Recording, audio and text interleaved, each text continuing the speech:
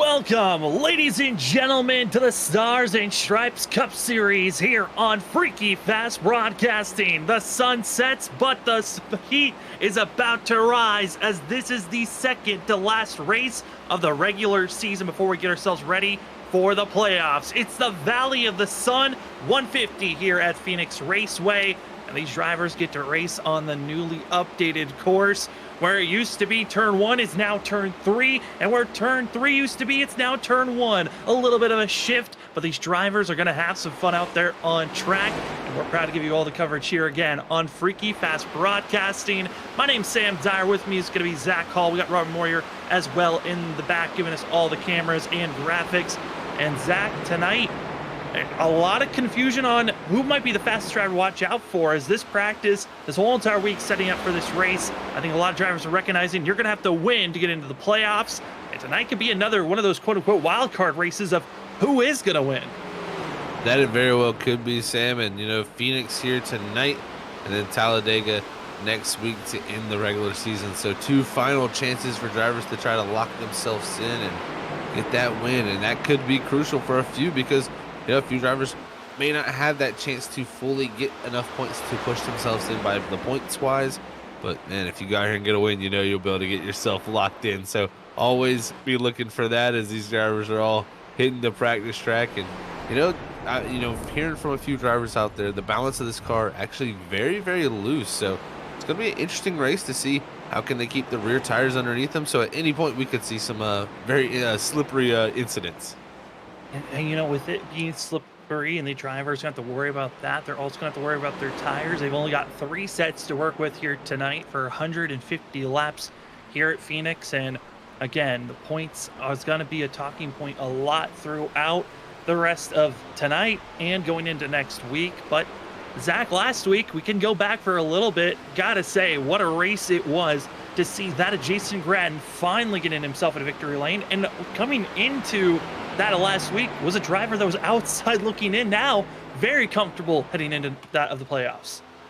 That he is, and he's going to be one to watch out for with some momentum build up there at that Las Vegas win. And what a race it was there at Las Vegas. You also had some other drivers who were on the outside looking in, such as like Andrew Hess. He was also a driver that had a lot of speed there, didn't get the finish he wanted for himself there at the end. But, very well tonight, we could see something similar happen here with Jason Gratton and see another first-time winner this season and be able to lock themselves in. And, Talladega is that track that you really have no clue. It's all about the unknown there. Tonight, you do have a little bit more chance to, control your fate, but this still is a track that I would say is a wild card, especially with the shakeup of how, like you brought up at the very beginning of the broadcast, with it now being opposite sides of the racetrack with that restart zone coming out of 3 and 4 there. Yeah, this track is completely swapped, and as well, they're going to be having the open dog leg so drivers can drive as low as they want. The majority of this track now is that of asphalt, so, the drivers have a lot to work with on spatial-wise. But, Zach, this track, Phoenix, a very unique track overall that these drivers have to tackle. It's not your traditional, just basic oval. Having the dog leg and the way that this track is set up, it's something of an unknown on short track racing, as well as for some short track drivers, it's frustration. But if you like road course racing, this is kind of those weird tracks that you can enjoy. Yeah, this is that very weird, I would say is a perfect way to put it, racetrack. And when you come here as a driver, that dog leg is an interesting part of the racetrack because, you don't really use it that much. Yeah, you will have to utilize it at some point. At some point you'll be pushed up there. But as you see here, the 30 car here in the practice speeds, he's going down below that dog leg and cutting down to that apron. And that right there is a big a savior of time. But with the rear ends being pretty loose here, we're going to have to watch out for guys stepping out on those transitions. So it could be a slippery spot to watch. Top 3 drivers from practice going to be Cameron Sarton, Joshua Robinson, and also Ross Tatum. You look at the rest of the field, they really were not close at all on pace, Zach. But certainly, I think coming to a track like this, with there being no stage breaks, the long run could be the key. But also, drivers got to get that track position as we get ourselves prepared for qualifying. Drivers are given 5 minutes here for qualifying, 2 laps for each driver to see how fast they can go. Whoever's got the fastest time will start the furthest up. And if you're having a poor run, you'll start deeper in the field, which you're not going to want to do with us having around that of 30 drivers in total making it here tonight. Zach, that is a lot of drivers, and you don't want to be stuck in traffic. That you do not, Sam, and especially with the already talks of the loose race car out there. That means it's going to be treacherous through traffic, and you're going to have to watch out for drivers making those mistakes, maybe spinning out in front of you, and that's where you see those log jams and wrecks that could happen. And the place you really don't want it to happen is coming off of turn number 2, as they would have it now the configuration, because coming down that back straightaway, very tight with the inside wall there of pit lane, and it can clog up quickly if there's a wreck. We keep our cameras set here on Joshua Robinson. The main reason why this is the driver that has gotten 4 poles this season. So even get number 5 here at Phoenix, and he has a pretty high and good chance at it, as the only driver faster than him during practice was that of Cameron Sarton, as other drivers are on track getting their times in. Ross Tatum topping the board with a 27.515 on his first lap, but the second lap, majority I would guess, Zach, could be the faster lap for these drivers. It most likely will be, especially with a lot of people talking about the looser condition. The more heat you get in the tires, usually the more that loose condition trends to go away. So right here, we may see those laps start to pick up. But at the moment, still Ross Tatum at the top of the board. But as I say that, Kyle McCoy there, 27.48 to put him atop the board. Kyle McCoy hoping that he can get back into victory lane. He won this race first season when they were running the ARCA car, where he led 134 laps of the 150 back then. He didn't get the pole for that race. That was actually Patrick Hastings who got the pole. The 7 is quick, but Dylan Grimm, who needs a solid run here tonight. The 23 now going to be top of the board, and it's time for that shakeup as we are now halfway through qualifying. That is definitely what that 23 needs here, Sam, and we'll see what he can do. He was so quick at Rockingham. So right here, closing down this regular season, Dylan Grimm trying to put it all together. Can't have mistakes like last week there with his troubles at Las Vegas. But right now, top the board, that's going to be nice for him. As King Campbell there going to slide himself up to 3rd. And good news for him, he's able to get 2 hands on the wheels tonight. So still recovering there, but able to at least use 2 hands. A driver that's kind of been under the radar, and drivers are calling the dark horse of the night, Trey Jackson. He's about to be starting his time. Going to be a slow first lap, but that might be what you need for some speed. It's a 27.874, 18th on the board. But here comes that 31 machine hitting the backstretch. Down the back straightaway here, heading down to 3 and 4. More of an acute corner, much more tight and more banked. And then right here, coming through out the exit of 4, we'll see what the time produces for this 31 machine. We'll see where he goes up to. Not going to be enough. It's going to put him up to 9th on the board, but still at least a decent top 10 position right now. And the drivers that we keep our eyes on, Cameron Sarton as well as Joshua Robinson. Cameron Sarton crossed the line. That's going to be his last lap. Not fast enough for a pole. It's going to be fast enough for 8th. And now it's the 30 who has gotten that of 4 poles this season, trying to get his 5th potentially here. And with Cameron Sarton on top of the board, this 30 looks like the opportune chance, as he's going to take it high, try to get some speed to build up for this last lap. Yeah, he's setting this lap up. We'll see what it can produce here, and that was a smart way to come to the lap. We'll see, can he get himself another pole? And he's been, like you said, the man to watch out for when it comes to qualifying. Through 1 and 2, though, looks nice and tight. He's going to be able to get almost to the yellow line here, nice and close on the exit as he heads down to 3 and 4. We'll see what this lap time can produce. Bracken coming into this final corner tight, but the exit, the more difficult part of this corner, comes out, drifts to the outside wall. Joshua Robinson, call it a best time because he's got the pole again, looking for number 5, and it looks like there's no one else there except for Thomas Ogle, stealing at the last moment. And just like that, like I said, in the last moment, we'll see, can anybody else steal it there? So it's going to be Andrew Hess there. Unfortunately for him, not going to be able to take it up higher than 22nd for him. But Ogle in the final few moments here, possibly going to lay control of this pole position, and has not got one yet. This will be the first one of the season for him, and it looks like as time expires, he's going to hold on to it. Thomas Ogle, who had qualified second 2 times this season, the rookie, gets his first pole here for that of the Valley of the Sun 150. And what a run for that 83 machine as we take a look at our qualifying results. It was spectacular there at the end. Thought it was going to be Joshua Robinson. It was not. The 83, who needs to stay very confident and mentally strong coming to these last two races. He's going to need some good points, but he'll start in the right place, top of the board with that of the 30 machine of Joshua Robinson second. Dylan Glass is going to be third. Kyle McCoy fourth. Ken Campbell is going to be fifth. That of Brandon Pierce going to be in that of sixth. That of Ross Tatum seventh. Zach Wright's going to be eighth, with the number 10 of Chris Essery in ninth, and Cameron Sarton following all the way down to 10th. The 11th position is going to be Derek Hoffman. 12th is going to go to Trey Jackson. 13th is going to be Kyle Bowling. 14th is going to go to Jason Gratton. 15th is going to be the 27 of Travis Dart. 16th is going to be Dylan Glass. 17th is going to go to Will Bustler. 18th is going to be Scott Rickard. And the last two cars in the top 20 is going to be Nate Lynch in 19th and Aaron Hill in 20th. Then in 21st position is going to be that of Brian Lynch, with that of Andrew Hess in 22nd. Philip Chavez in the 8 machine is going to be 23rd, with Christopher Wade in 24th. Andrew Medlin 25th. Mike Lynch in 26th position. That of Ryan Lynch going to be in 27th, with that of George Kovacic in 28th, with Brian Chu 29th, and that of Martin Perry in 30th. And your final three drivers going to be those decided not to put a time down of John Dart, Brian Burchett, and Sam Siegel. That will be your 33 drivers here tonight. Zach, this is race number 14. We've only got one more regular season race until we get to the playoffs, which is Talladega next week. I mean, this season seems like it just started, but it's coming to the end very quickly. That it really is. It seems like it's gone by in a blink of an eye. And right now, these next two races, it's going to be even quicker for these drivers out on the racetrack, because they know what lays in the balance for a few of them. You know, not many positions available for drivers to go out there and get themselves in this playoffs. We've had so many different winners, and it's just been such a competitive season.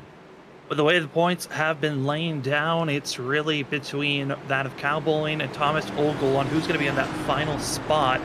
They are both inside of our top 12, but more so of, if you're in that last spot, there's a chance that you could get yourself bumped out of the playoffs with Talladega looming. But tonight, an opportune chance to get our 10th different winner this season.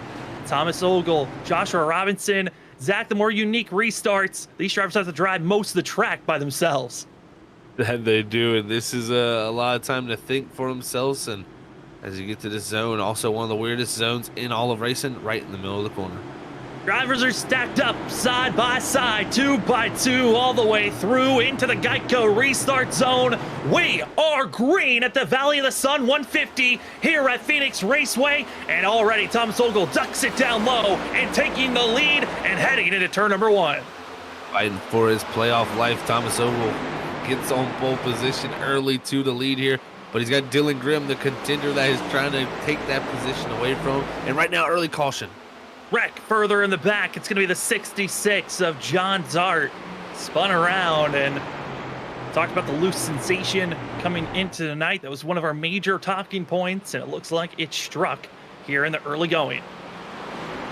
Tough early start here for that 66 of John Dart here, and we're going to get to see on this replay exactly what you alluded to there, Sam. Just look at the wiggle already before he even gets into the corner. That really started in the dog leg. Gets down into the corner, and once he starts to slow down, sticks that tire on the apron, and it was pretty much over from there. As that 66 pretty much went around, and close call from a few drivers behind is, maybe even some contact.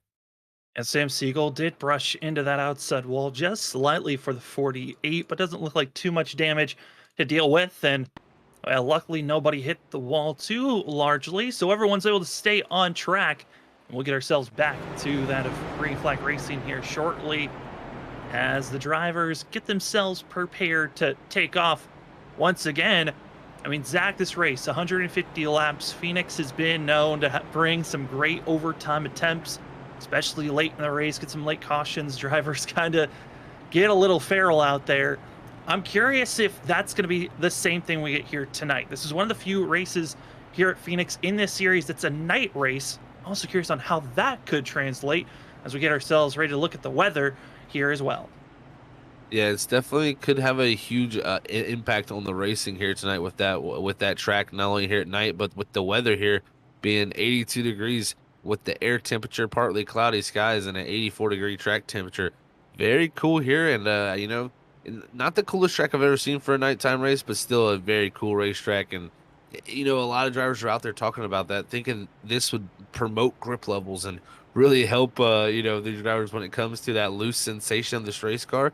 But a lot of drivers said it's almost made it worse the colder the track is, and I'm not kind of surprised by that. I think what's happening is the tires just aren't building enough heat, and they're just really never getting rid of that loose sensation of cold tires.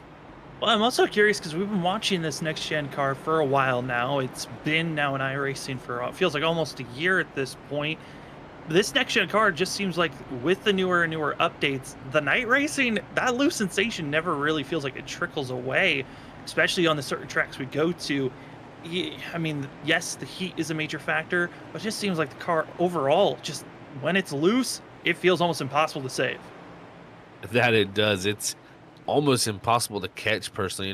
We were so used to personally driving our Gen 6 Cup cars before this with a little bit of yaw, actually, which means the car's kind of turning left going down the straightaway. You're almost fighting it as you're going straight down the straightaway. So, we're used to that. This car drives very much more straight, and when you get it sideways, it's not very forgiving for that very reason. So, it's tough to deal with, but these drivers are going to try to work with it here on this restart. Well, let's try it again. We got a quick yellow on that first go. Well, on this restart, who is going to get the better launch this time? As that of Dylan Dylan Grimm, going to be up to that second place for the 23, but Ogle is gone down onto the apron, back onto the racetrack, and oh no, Jason Gratt gets sideways behind as we stay green. Grattan goes from that inside of the top 10 to last place in a blink of an eye. And that's not what you want to see for last week's winner. Luckily for him, though, going to be locked into the playoffs, but he still wanted to carry that momentum that he built at Las Vegas. We'll see what he can try to do here to try to catch back up, but this pack all stacked up, heading into 3 and 4 for completing this lap one. Second, all the way back to practically last place, still stacked side by side as drivers doing a shimmy, getting back from the dogleg apron to on-track surface, and that's going to be a topic throughout tonight. Is there going to be a driver that overcorrects, making that transition as onto the backstretch, everyone gets in line and preparing for that eventually turn 3. And we actually had a major incident in the very back of the pack. Mike Lynch was spun around along with Ryan Lynch involved in it. I think Martin Perry, he has something broken as he's on the back straightaway, having major instances. You see these guys all battling, but luckily I think these guys all getting out of the way, and we're staying green with multiple cars having major incidents. Or yellows are not coming out as Dylan Glass spins around and he's in front of drivers, and that's what's going to bring out the yellow. And after 4 or 5 different incidences, finally one calls a yellow out. Yeah, man, this thing looks wicked. This race car does here tonight. These guys are going to be having a handful as we go back to the replay here, and you're going to see what happens to Glass here. And it was all coming out of 4 there as he crossed the start finish line. He's going to come down across that transition down to the dog leg of that apron. And as soon as he transitions, it seems like it almost just bottoms out with the diffuser, and that thing just goes for a ride. And you saw there the 4, Baron Hale, just with the skin scaving away there and surviving. And that was something I just threw out of who was going to have that issue of that transition. And it was actually the transition onto the apron that was the issue, not coming out of it. That was kind of what shocked me more than anything. Yeah, you're exactly right, Sam, because a lot of times we see it with right there Aaron Hill coming back up on the racing surface. That was immediately as he transitioned onto it. And, it just seems like, personally, I've seen a little bit of sparks. It does seem like that car bottomed out a little bit, and when it does bottom out in this next gen, that diffuser, it pretty much, you lose all grip in the rear end with no downforce being flowed through that bottom of the floor of the car. So it's a tough break there for Glass, but luckily for him, he didn't hit anything. Yeah, didn't hit anything, and that seems to be the running call. Is a lot of drivers not hitting much, but a few have and are in pit road currently. That's going to be Jason Grattan as well as Mike Lynch, Ryan Lynch, and Martin Perry, all getting service done. As Martin Perry, well, with an earlier incident, he is still in pit road and is currently 3 laps down. But up front, the revolving door seems to be second place with Kyle McCoy now up to second place, and Dylan Grimm has fallen back to 5th. Yeah, Grimm there falling back to 5th, like you said there, Sam, and it's not good for him. He needs to stay up there in position, and It seems like when the car is like this, all it takes is one simple mistake, get loose one time, and you'll lose multiple positions. So you'll see multiple drivers tonight, kind of, I feel like going back and forth on this leaderboard. So maybe that's what happened there to the 23, or maybe even a tire saving thing. So we'll see how it works out. But right now, under caution, and Ogle loving this right now because he wants to get as many bonus points as possible here and set himself up for trying to make those points as padded as possible heading into Talladega next week, or even win here tonight and lock himself in. I mean, Thomas Ogle, if anything, is kind of giving me shades of the 44 of bowling about a few seasons back, of a driver that was so consistent up front, felt like all the time, but just never could get that win, even though there was winning pace in that car. Could tonight finally break that curse of Thomas Ogle, which is so needed. But I say also that of Kyle Bowling, because that's a driver that also kind of was a little bit of rumbling of a driver that seemed to be quick to watch out for in the long run. But that's going to be a difficult thing to see if we even get a long run with how this car is looking. Yeah, from what I've seen so far, we've had about 5 or 6 guys already have pretty much major incidents just all by themselves. It may be tough to get that long run that Kyle Bowling is looking for. Like that was the rumblings. He was very good on the long run, but yeah, it could take that very long time. And if you don't get that long run, it ain't gonna matter if you're good at it. As drivers are ready to get themselves back to green flag racing, some probably wishing they don't get back to green flag racing, others want to test their skills on how they're going to test. Pace car goes in the exit of turn 2 into pit road. And that's something else. If we do get a long run, how will drivers react having to come into pit road for green flag pit stops? But it's a story to talk about later as the drivers are stacked up. It's Thomas Ogle, that of Kyle McCoy, Joshua Robinson, Ross Tatum, Brandon Pierce, that of the scene, Grimm, Campbell, Sarton, Essery, Kreitz, as well as going to be seeing Derek Offerman, all prepared as we are back to green flag racing. Great restart from Kyle McCoy here. It's going to be side by side down into one. And really stacked up restart here for the first time tonight. And this shows what this new Phoenix is all about. And you're going to be seeing that 7 trying to get the launch out of the corner. Here comes the straightaway speed. And just like that, Thomas Ogle felt good on those first couple of restarts. Well, take the lead away, and he's gone. It's Kyle McCoy trying to hold off, but he didn't get as good of a launch as he hoped at a turn number 4. Here comes Thomas Ogle fighting right on back. As they're, oh no, it's Grimm. Grimm spins around. No, the 23 trying to hold on and everybody trying to miss, but we're going to have more incidents up ahead.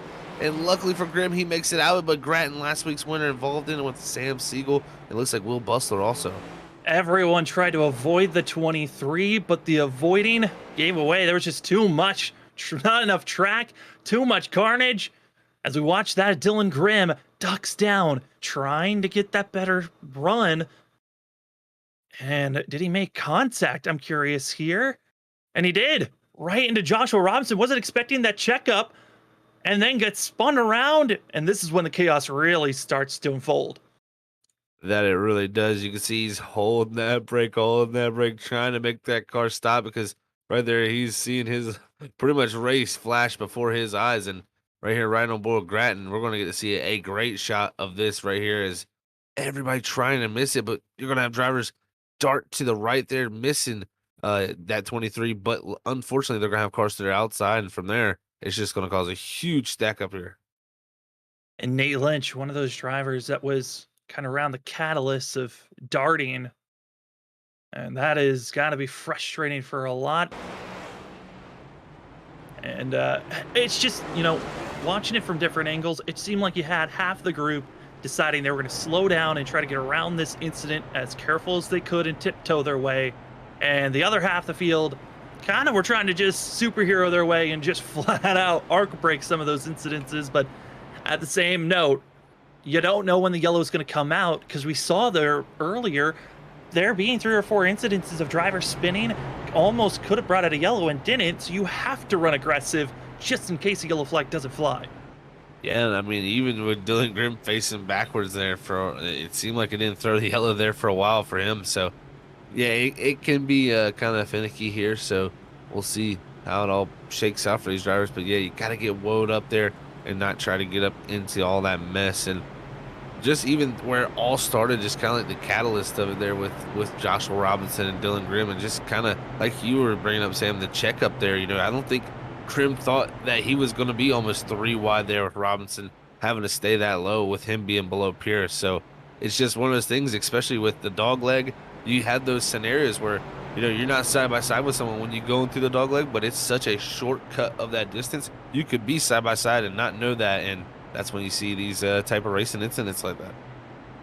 Big one strikes here early. We're not even to lap 20, and we've already got 3 yellows here tonight. Got to give big thanks to that of the Stars and Stripes Cup Series sponsors that they've collected. That at Sharp Apparel, Next Level Racing, and ButtKicker. And for us here at Freaky Fast Broadcasting, we want to give thanks to one of our sponsors here this evening, that being iRacing iFlag. iRacing iFlag provides the best iFlag virtual flag system to you, and as well, they've got themselves a digital pit board which can give fantastic information to the drivers, such as weather conditions, what the track temperature is, how much fuel do you have left in your vehicle, as well as your 5-lap fuel usage.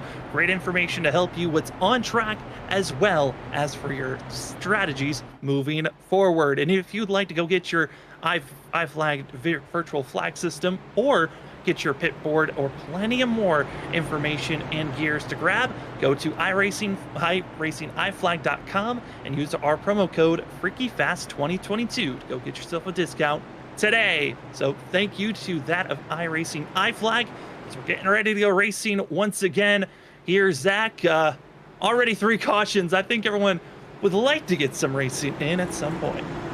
Yeah, we would. I think these drivers are a little bit antsy as we are up here in the booth. We want to see some great racing action, and these drivers having a little bit of a tough time trying to keep it on the racetrack straight, but we knew that coming in here. So we'll see how it works on this restart. Interested to see McCoy here, the leader, going to take the outside. He liked that, I think, on that last one. And now he gets to see how will a leader being on the outside go. As Thomas Ogle, he's restarted on the bottom this whole entire time, but now he is no longer the control car as we're going through turn 4 into the restart, that of the Geico restart zone. We are back to green flag racing, as already a little bit of a checkup higher up. Robinson did not get going, but now it's the drag race. Who will be side by side heading into turn number 1? Man, terrible restart from McCoy there on the top side, and almost loses a position even there. Tatum, so almost lost 2, but Thomas Ogle out of turn number 2, going to take that lead once again. Well, we saw our first attempt to try to be the leader and restarting on the high line. Maybe not. Maybe we won't see that moving forward as the battle for 3rd place. It's Ross Tatum, that of Brandon Pierce. Pierce trying to get his run, and he'll duck it high, but going low is going to be the 21.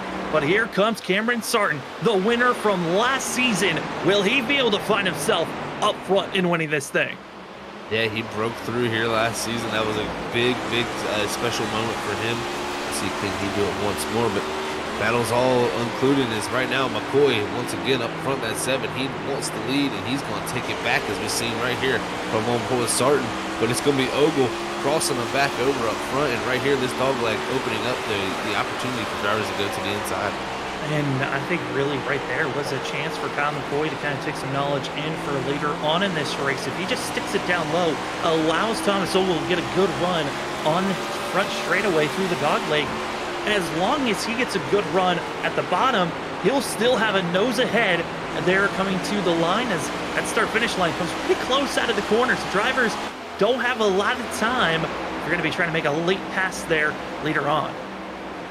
We'll see who can make those passes. It's very hard to do here at Phoenix, but we've seen some already be able to be done. And this is the age-old question: how much do you want to manage those tires, and how much track position do you want to keep? But we'll see who can manage it the best. As we're looking back to the 44, Kyle Bolin out here on the outside. He's battling with Hoffman in that 20 machines. It looks like he'll go around the outside. He's been one of those cars that we talked about, longer runs. If it happens, he may be one to watch out for. Sitting in wait in 11th place is going to be that of seeing the 44, and Derek Offerman having a decent run for himself, as well as Travis Dart, 2 drivers that are hoping to hit some type of a top 15, maybe even a top 10, as a little bit of hard contact for the 4 of Hale, who cannot afford to have those type of issues. I mean, Aaron Hale, he is just as close as Andrew Hess to trying to be the driver that can get a win and move into the next round. It might be next week when he starts to really think about that win and get in, but he will still want to get as many points as possible after tonight. So take a look at some of the other drivers out there on track. Here is that 54 machine of Andrew Hess, who had a fantastic run last week at Las Vegas. He looked like a driver that potentially could win, wasn't able to get it done, and now is on the hunt to find that first win and drop even further back to 21st. So where we find Brian Chu. Brian Chu right here, and he's up from that 29th starting spot, so making up some early positions with some misfortunes from some drivers out there. Just, I think, with those spins and those incidents, he's been able to make it through and gain some spots. So right now, hanging on, but up ahead of him, I think you got Martin Perry, who's come back out on track and is having a little bit of a tough time out there in the 69, trying to hold on to his machine. It's been a tough week for that of Martin Perry. We saw that on Tuesday night for the Full Send Racing Series, and here tonight for the Stars and Stripes, hoping that that 69 could just limp his way through, but being extremely slow and kind of a hazard to the rest of the field. Everyone has to keep their head on a swivel as we keep our sights on this battle for 21st position, as Christopher Wade still trying to figure out how to get by this 11 machine. Yeah, Wade super fast at Las Vegas last week. Unfortunately, this week so far hasn't had the speed he's probably wanted, but he's still got plenty of time left here in this race to make up some ground. But we jump up here. Looks like the 27 of Travis Start there trying to make the pass on Offerman. Also, as we check out this 05 of Rickard, who's always known to make his way up through. He's made his way from 18th to 12th. Yeah, I mean, look at the history of this track.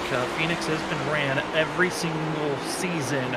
As for this race, it's been Scott Rickard's bread and butter on leading the most laps. He's done it 3 out of the 4 times. And he also found himself in a victory lane back in season 2 when they were running the trucks car. But 05 Scott Rickard's going to need a little bit of help, especially with this Gen 7 car. It has not been very friendly to the 05, except for when you look back to winning at the road course at that Circuit of the Americas. Seems to be the only place the 05 looked and felt confident on the track. Yeah, still, I don't think it's come to grips with the ovals in this race car yet. So, still trying to find that confidence as we speak of. And, if it was a road course, I think he'd still feel that, that confidence to go out there and get the win. But so far on the ovals, just hasn't found that yet. And if you want to go out there and get the championship, he's going to have to find that. So, we'll see Ken Scott figure it out here as the season closes down, but luckily for him, no worries for the playoffs. He's locked in. And honestly, playoffs look very scary on all the drivers that have already booked a ticket to move in. Ken Campbell, Kyle McCoy, Ross Tatum, as well as Cameron Sark, all with 2 wins so far this season. And now the question looms, who potentially could have the most wins heading into the playoffs? That has been kind of whoever has the most wins goes into the playoffs and looks to be the heavy favorite to win it all. And that's where Kyle McCoy has lied for almost every season so far, as season 2 is the only season that he hasn't won a championship yet. This 7 looks to be someone that threatens to get that 3rd win here tonight. But that battle for the lead, it is still close. Kyle McCoy, Thomas Ogle, and Brandon Pierce has caught up to our leaders, and really our whole entire top 7 all still pretty close in line with one another.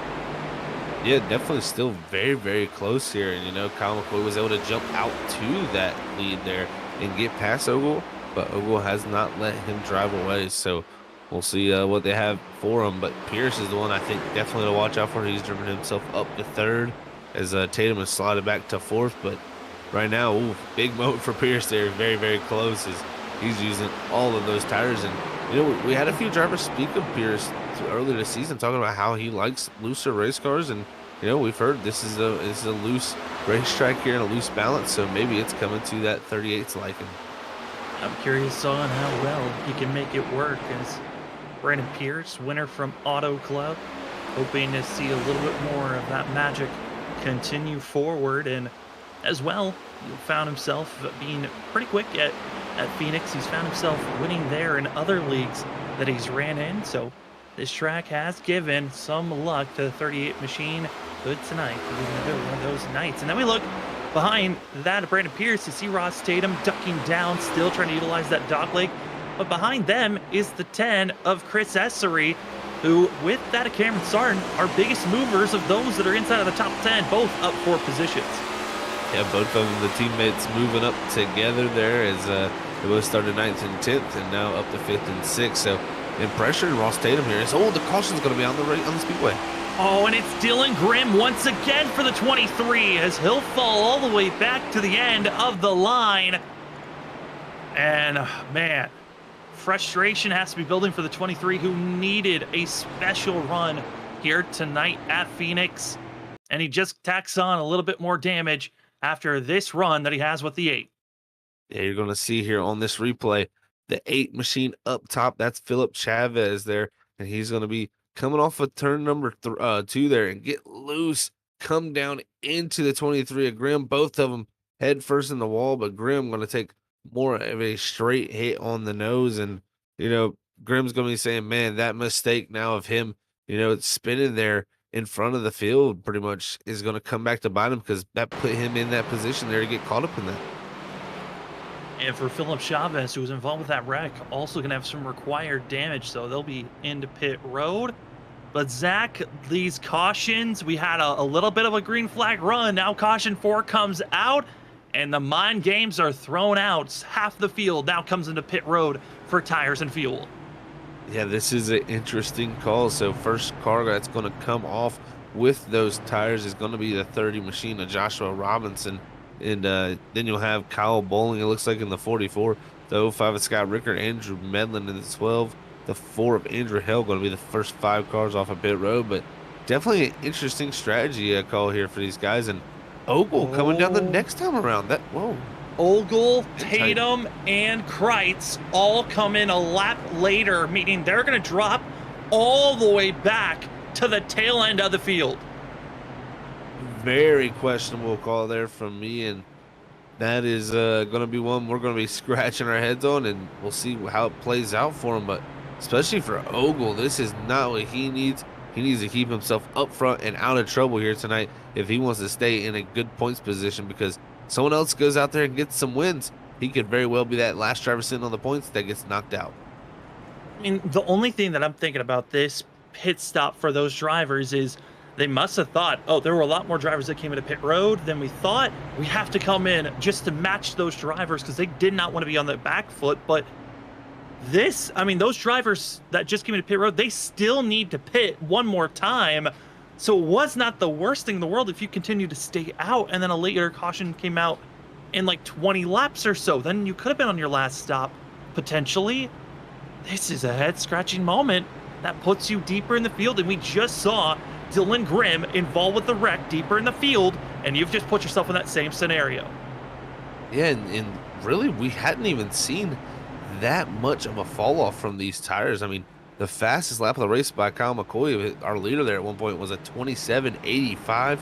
Right before that caution was thrown, we had a 28.74. So we hadn't even fell off a full second yet. And I can tell you, with this phase here of this caution here, it's going to cool the tires down a little bit, bring the lap time back down in those tires. And I wouldn't be surprised if we see our leader here running, again, 28 flat, 28 twos, 28 threes here early in the going. So I don't think the tires are going to be too much of an advantage right now, but I think the danger is putting yourself back there. And that's the big, I think, scratching point for a lot of the guys who came in there that fine, especially that second time. I could see coming around the first time, but that second time around, that was kind of just, I think, panicking. Well, top 10 drivers, right now you see them on our ticker, and George Kovacic going to be that other driver besides John Dart, but all of them are going to be drivers that still have not pitted. So let's see what the disadvantage looks like. We've had 4 cautions. The tires have been worn. They've been cooled off. They've been worn again. Will they be able to hold off the drivers that just came in for fresh rubber? Oh no! Contact right up front! The big one immediately, and cars are flipping. Oh no, the carnage! It continues to pile in.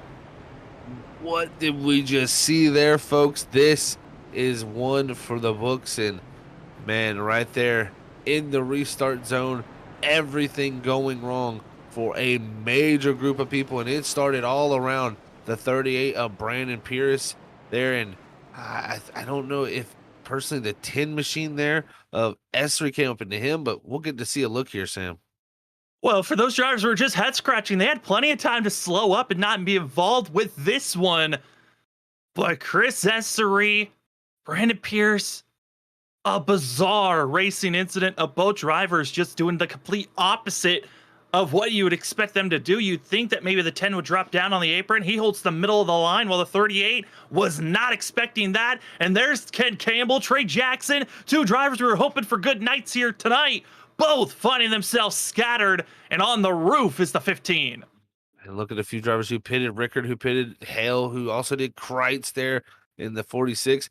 Robinson was one who barely made it through, but Ken Campbell destroyed in that 15 machine. And man, just a bizarre incident here. And like you said, Sam, I think a lot of guys could have not been involved in that, but if they would have just checked up a little bit earlier. Ken Campbell, Philip Chavez, Chris Essery, John Dart, and that of Trey Jackson. The drivers, the 5 that are going to be with required damage. And into pit road, it goes to the majority of the field. And I mean, for Kyle McCoy, I mean, what a moment in his mirrors of just seeing all of that behind him. Yeah, like, I mean, pretty much him and Cameron Starton, they were just very, very able to just, scared away. Personally, Kyle McCoy was in no danger. Starton, he just narrowly escapes disaster, and then the rest of the field just scatters from there, man. And if only you know what could be going through Kyle McCoy's mind, that's the question, because that had to be a major incident to see in your mirror. And now even the question is, do you want to come to pit road? I don't think so, because you ain't trying to get yourself in any of that. Well, still, again, we were given the number of about 90 laps-ish was the window for a lot of these drivers to feel good on fuel if we were running green. So you're still aiming for that a lap 50 to 60, if not that of 55 might be your window if you're expecting a lot more yellows. But I'd imagine for Kyle McCoy, now he's in a really difficult spot, because now he's only going to have 5 other drivers with him that still haven't pitted. That's going to be himself, Cameron Starton, Travis Dart, Derek Offerman, and Christopher Wade. Now, if you even do come to pit road, you're falling all the way back to around 23rd to 22nd position. And that's still in trouble. So you got to predict when you need to come into pit road next and when the rest of the field might have to come into pit road. That's always the toughest thing as a driver when you're out there, planning your own pit strategy and getting the timing right of when you come to pit road. When we have races that have 3, 4 cautions, it's not that difficult to really time out your, when you want to come to pit road, because you feel like this race is going to stay pretty green. But at the moment, we're 42 laps into this event. We're 5 cautions in. These drivers are feeling concerned right now. They don't want to come to pit road and continually be these cautions, because they don't want to get trapped back there in the mess. So right now it's tough to time it out, but you never know when you will get that green flag run. It's just always tough as a driver to say what timing is the perfect time. Well, 2 drivers are officially out of this race. Nate Lynch, Ken Campbell have both parked their vehicles still in pit road. Chris Essery, Trey Jackson, John Dart, Philip Chavez, Martin Perry is on track, but currently 10 laps down. But now we have only that. We started with 33, 26 drivers are on the lead lap, and now about 5 to 6 of those 26 still have some pretty heavy damage. We're back to green flag racing. That of Cal McCoy stays low, gets rolling, and Ken Campbell sits on the high side, and he might be losing a little bit of traction, because here comes Travis Dart, almost to the quarter panel into that of turn 1. Close action throughout the whole entire field as they make it through 1 and 2. McCoy going to make it scathe free. It's going to be starting all by himself there in the 94s. Those two all by themselves. The 27 of Dart, though, trying to hold off Wade, as behind those drivers it's going to be Robinson on the brand new tires, along with Bowling in the 44. They're going to be making this hard charge. How to get through, wiggling, and it's Kyle Bowling who's going to go low.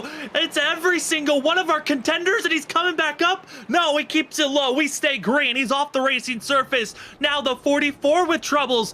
I mean, Zach, every single one of our bubble drivers in the points, they've had some type of issue so far.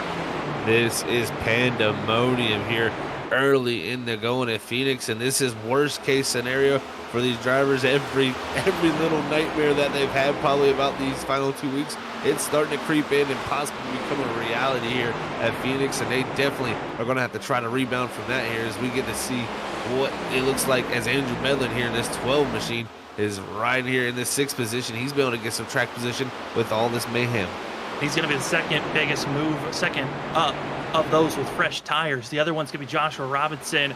As again, we're watching the 12 machine of Andrew Medlin's driver cam, trying to stay focused. But Zach, I mean, watching this 12, seeing his onboard, trying to keep that steering wheel neat and tidy as he's trying to get by the 27, a dart on those older tires. Triple monitors helping him out at this current moment, trying to get by that machine. Yeah, they are. We get a beautiful angle there. You can see the shot of Travis Dart there in his right monitor out the right side of his window as he goes by, and they're taking that 5th position. And that is the beauty of triple monitors, man. You can just glance over at your peripheral vision to make those moves, and you get to see where your competition is a lot more when you have that multiple monitor angle. And also, we got to see as the 12 went on to the dog leg, went onto the apron, that jolt of the steering wheel. You know, we always hypothetically was always thinking, hey, what was the worst that could happen if you had a bad run through the dog leg tri-oval and going down on the apron? We have certainly seen the nightmares already happen here in our first 50 laps of this race. And now it's a giant question mark of who's going to continue to hold on here at the end as going out to exit of turn 2, trying to build that speed on the high side is this 12. Yeah, he tried to work that higher groove there, just missed it and really lost the rear end. Had a big moment, had to counter steer in the middle of the corner there and lost that position to Kreitz, but now going to try to take the position from Wade, who's Wade on the older tires here as we continue on, as Sarton has been able to get himself out actually out in front of McCoy. And behind these guys do want to give note. We talked about the question marks of Ross Tatum, Thomas Ogle, and others that came in a lot later, lost a lot of time. Well, they were able to slow down, missed that giant wreck that happened on the restart, and now they're cracking into the top 10 at this current moment. And they are, and doing a great job as Thomas Ogle there, trying to take his time. I can see how patient he's being. He knows how fast his car is, but he's got to take a big moment here, 3 wide into turn number 1, but it's going to be Hess almost up into Travis Dart as Dart's going to go up the racetrack. It's going to be Ogle, though, trying to take the position, but Hess going to hang on the door. I mean, I am completely impressed by Travis Dart there. He was turning into really the break for a lot of these drivers through the center of the corner. He was getting pushed up time after time for these past 5 laps, able to keep it straight. He might fall back to 13th. He's on those older tires. Great driving by the 27 of Travis Dart as we continue to ride along and get a sense of what Thomas Ogle's back bumper is like. He's got some great side-by-side racing behind him, but he's side-by-side currently with Christopher Wade. Those older tires, starting to see them slowly fade back as the 83 is trying to go forward. Yeah, that 83 definitely marching his way forward with a driver up front making the move for the lead. It's going to be the 46 of Zach Kreitz there to the inside. Brand new tires for him to the bottom of Cameron Sarton. And right now making that big move. He'll be able to take the lead here out of turn number 2. And Joshua Robinson going to try to take advantage of that also as Sarton had a big moment. I mean, Zach Kreitz, I mean, I feel like it's been us just preaching the same thing over and over again. This 46 always looks so fast in that of the early stages, that short run speed. But this is one of the few times where I got to say, I don't know if we're really going to see this 46 drop off. Joshua Robinson's got to find a little bit of extra something because he's really backed off compared to the burners that this 46 is putting down. Yeah, the question is going to be how much will the tires start to fall off and how much will we see even Saban be a difference? I mean, you know, Kreitz, like you said, it's kind of been that broken record with us is, you know, he's been so quick but just hasn't kept the speed throughout the run. And like you said, I don't know if we might not see one, so we'll have to see how that plays out. But Robinson, yeah, going to try to kick it in high gear is now Medlin even in the 3rd now in that 12 machine is even Grattan in the 91. Look at him. He's up to 4th here after his early race moment. I mean, that apron of the dog leg certainly gave a couple of bites to Jason Grattan, but he is not done. He's now going to make the pass for 3rd. Also, here comes Ross Tatum in the 21, and watch out for the 83. Our pole sitter still looking very quick. It's Thomas Ogle, but I think Jason Grattan might have learned his lesson. He is not even trying to go down there anymore. Yeah, I think he's learned that is a dangerous point of the track, and he knows that it could bite at any moment. So smart decision, and that's what you got to love from drivers. Some drivers will go out there, they'll make that mistake, then they'll go right back out there and try to run over that same spot on the racetrack, but not Jason Grattan. He's learned from that mistake. He's changed his lineup, and he's taken the less risky part right now is, it's still early in this race. You wreck yourself out. You're on lap 56. There's no way you're getting back into this thing. And there's no fast repairs, so you recognize, I've kind of lucked out. When he had his spin, he didn't get any contact or damage, really. It was just a spin where he saved it, and the race wasn't over. So now able to rebound, reset, and now taking the safe approach to try to make it to the end, because that's exactly what Jason Gratton wants to do to maximize his points. As a driver that's on the other hand that needs to start maybe throwing some risk out, that's going to be Andrew Hess, who certainly has tried a lot of risks this season. It just hasn't panned out for him in victory lane just yet. And it has not. In Las Vegas, I feel like was his best shot. And also with the Nashville Super Speedway. He's had 2 tracks this season. He's looked very quick, and you're going to try to make the move on Cameron Sarton to take that position as Sarton on the older tires trying to hold station. But Sarton doing a good job. He is the driver that leads the old tires. So doing a very, very good job and well ahead of Kyle McCoy, the next car on those older tires. And we thought his race was done and there was no way of rebounding. The 23 of Dylan Grimm is up to 11th, showing a never give up type of a grit in this machine. And, for Grimm, I think, again, a lot of those drivers that have struggled in those first, 40 laps, certainly you thought maybe, okay, it was just going to be a downhill climb for a lot of them, but that massive restart wreck has really made a complete shift on how drivers now can approach this race, because so many front runners were damaged or involved with that wreck in some fashion.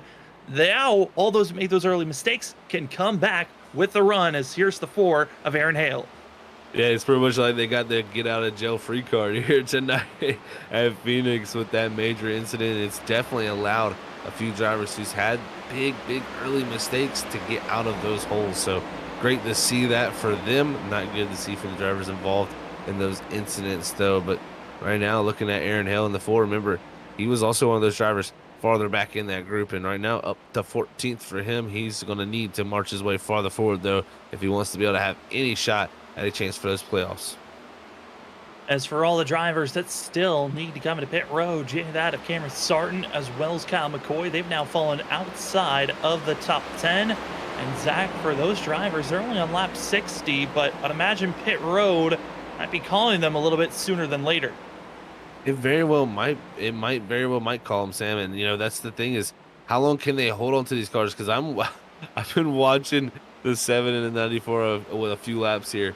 They are holding on these older tires. It does not look very comfortable. So I'm telling you, they're hoping at any moment we get a caution or something to help them get the pit road. Because if you do hit pit road here under green, you are going to go a lap down for sure, and almost possibly 2 laps down. So you can't be too risky with this pit stop, because man, if we do get a caution here at some point, as we see many of them tonight, you'll be trapped a lap down. As you see that of George Kovacic cracking a game past that of Kyle McCoy, moving into 15th place. And drivers even further up ahead into 9th place is going to be that of Dylan Grimm after getting by Andrew Hess. And drivers looking at their times. Who is the fast driver on track? Well, that's Ross Tatum in 3rd place, but he's almost 2 seconds back from our leader. Yeah, Ross Tatum looking good here as this run goes on, and we haven't seen too many longer runs here tonight, so we'll see what can equate for him. As that lap last time by, Jason Gratton had a big moment. He lost 2 positions. He's going to drop from 3rd all the way back to 5th, with Tatum taking over 3rd, Ogle up to 4th, and Robinson still 9/10 of a second behind Crichton. That was the one thing I, personally looking back to myself here driving the last time at Phoenix in this next-gen car, it almost felt if you did save tires and you didn't go fast enough at the beginning of the run, it was almost worse on the tires. So it's kind of interesting to see Kreitz holding on this well. But as I say that, he comes out of 4 sideways and loses a lot of time. Yeah, also, we're starting to run more and more green flag runs. Those first 20 laps, we can kind of throw those laps away, mainly because of the fact that we saw so many yellows. We didn't really get any true green flag runs until we got to that 40 marker to now. Got a little bit of a short 10 lap run before this, but overall these drivers finally getting a test to see what this wear and tear is like. And I gotta say, it seems like that 30 laps into a run, that rear end really does start to kick out under these green flag conditions. That it really does, man. It's tough to hold on to this machine, and these drivers are doing the best of it. And you know, I was feeling like Kreitz was looking good up front. He was making good time, but he is starting to lose that rear end more and more as this run continues on. As we'll jump up to our second place man on board with him. You can see he's closed it down. It's within 0.2 of a second, and right now Kreitz under immense pressure from Joshua Robinson. Joshua Robinson, the driver that's found himself into victory lane this season at that Worldwide Technology Raceway. And honestly, that machine looked so dominant there. Now the curious note is, how is this driver that looked fast, was one of the fastest drivers during practice, came away second during qualifying, how fast can he be to try to pull away from that of Ross Tatum, who is there, same as Thomas Ogle. Those two drivers have been attached and on tandem all the way through since the last restart, and they continue on that pace as the 21 is now right there on the back of our front two. That he is, and Kreitz gonna, you know, see that 30 drive out the front windshield. Well, he can't look too far behind because the 21's gonna be looking to the inside here if he doesn't watch out here, because off of 4, Kreitz almost up in the wall. Tatum gonna take it way downstairs to that apron. He's gonna look to the inside here, down into 1 and 2. Can he make this stick? It's tough to do. That outer groove is the place to hold people off, but Kreitz has been sliding around, and Tatum here trying to put the power down, going to get a great exit and be side by side, dead even heat, heading down to 3 and 4. And for our 3-time champion of this series, Kyle McCoy, mistake out of turn number 4, almost brought out a yellow, but we stay green as Ross Tatum makes that pass on Kreitz. But big thing to watch out for, drivers are starting on those older tires that have not pitted yet. That rear end is kicking out more and more, and the potential chance of a yellow is starting to loom even higher. And oh no, behind Thomas Ogle, Hayes now gets his bad luck struck in. That it is, and it's going to be Kreitz involved with it. Ogle also in the 83, and that was that battle there for 3rd and 4th. And we've seen Kreitz really use those tires up, and I think it all came to a head right here as we'll check this out on the instant replay. It was almost like he was standing still once the 83 got into the throttle. And he gets into the throttle, and the 46 drops down, gets loose, and the 83 just gasses it up, and away they both go. Yeah, it's just one of those timings, you know, the 83 committing to the exit of the corner, getting back to the gas, and that 45 losing the rear end, cutting down in front of the 83. So the contact is made, and just tough for both those drivers, even Ogle there, because, you know, kind of innocent bystander trying not to run him over, probably just gets in the back of him and spins both of them around here. But I'll tell you who likes that, it's going to be Cameron Sarton and definitely Kyle McCoy. But McCoy, unfortunately, is a lap down with his incidents. Yeah, he had hard contact into the wall, and that contact was so bad he had to get forced into pit road with required damage for the 7. And Ryan Lynch as well is going to have required damage after pacing into pit road. Ryan Lynch actually hit the water barrels, so he'll have to stay in pit road with required damage because of that contact happening here under caution. And as we're coming up to halfway, I think this is a good time for the drivers to take a little bit of a break after that decent green flag run. We'll take a break as well here on Freaky Fast Broadcasting, as we're going to go side by side so you won't miss a thing. You are currently watching the Stars and Stripes Cup Series. This is race number 14 for the Valley of the Sun 150 here on Freaky Fast Broadcasting. We're going to take, again, a quick break, but when we come back, more great action here tonight.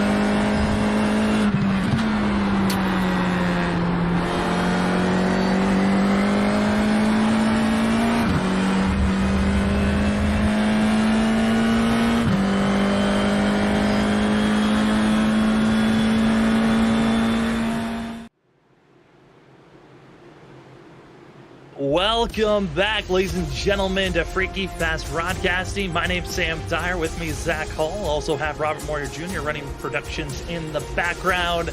As tonight, you're watching the Stars and Stripes Cup Series. We're about to get to halfway for the Valley of the Sun 150.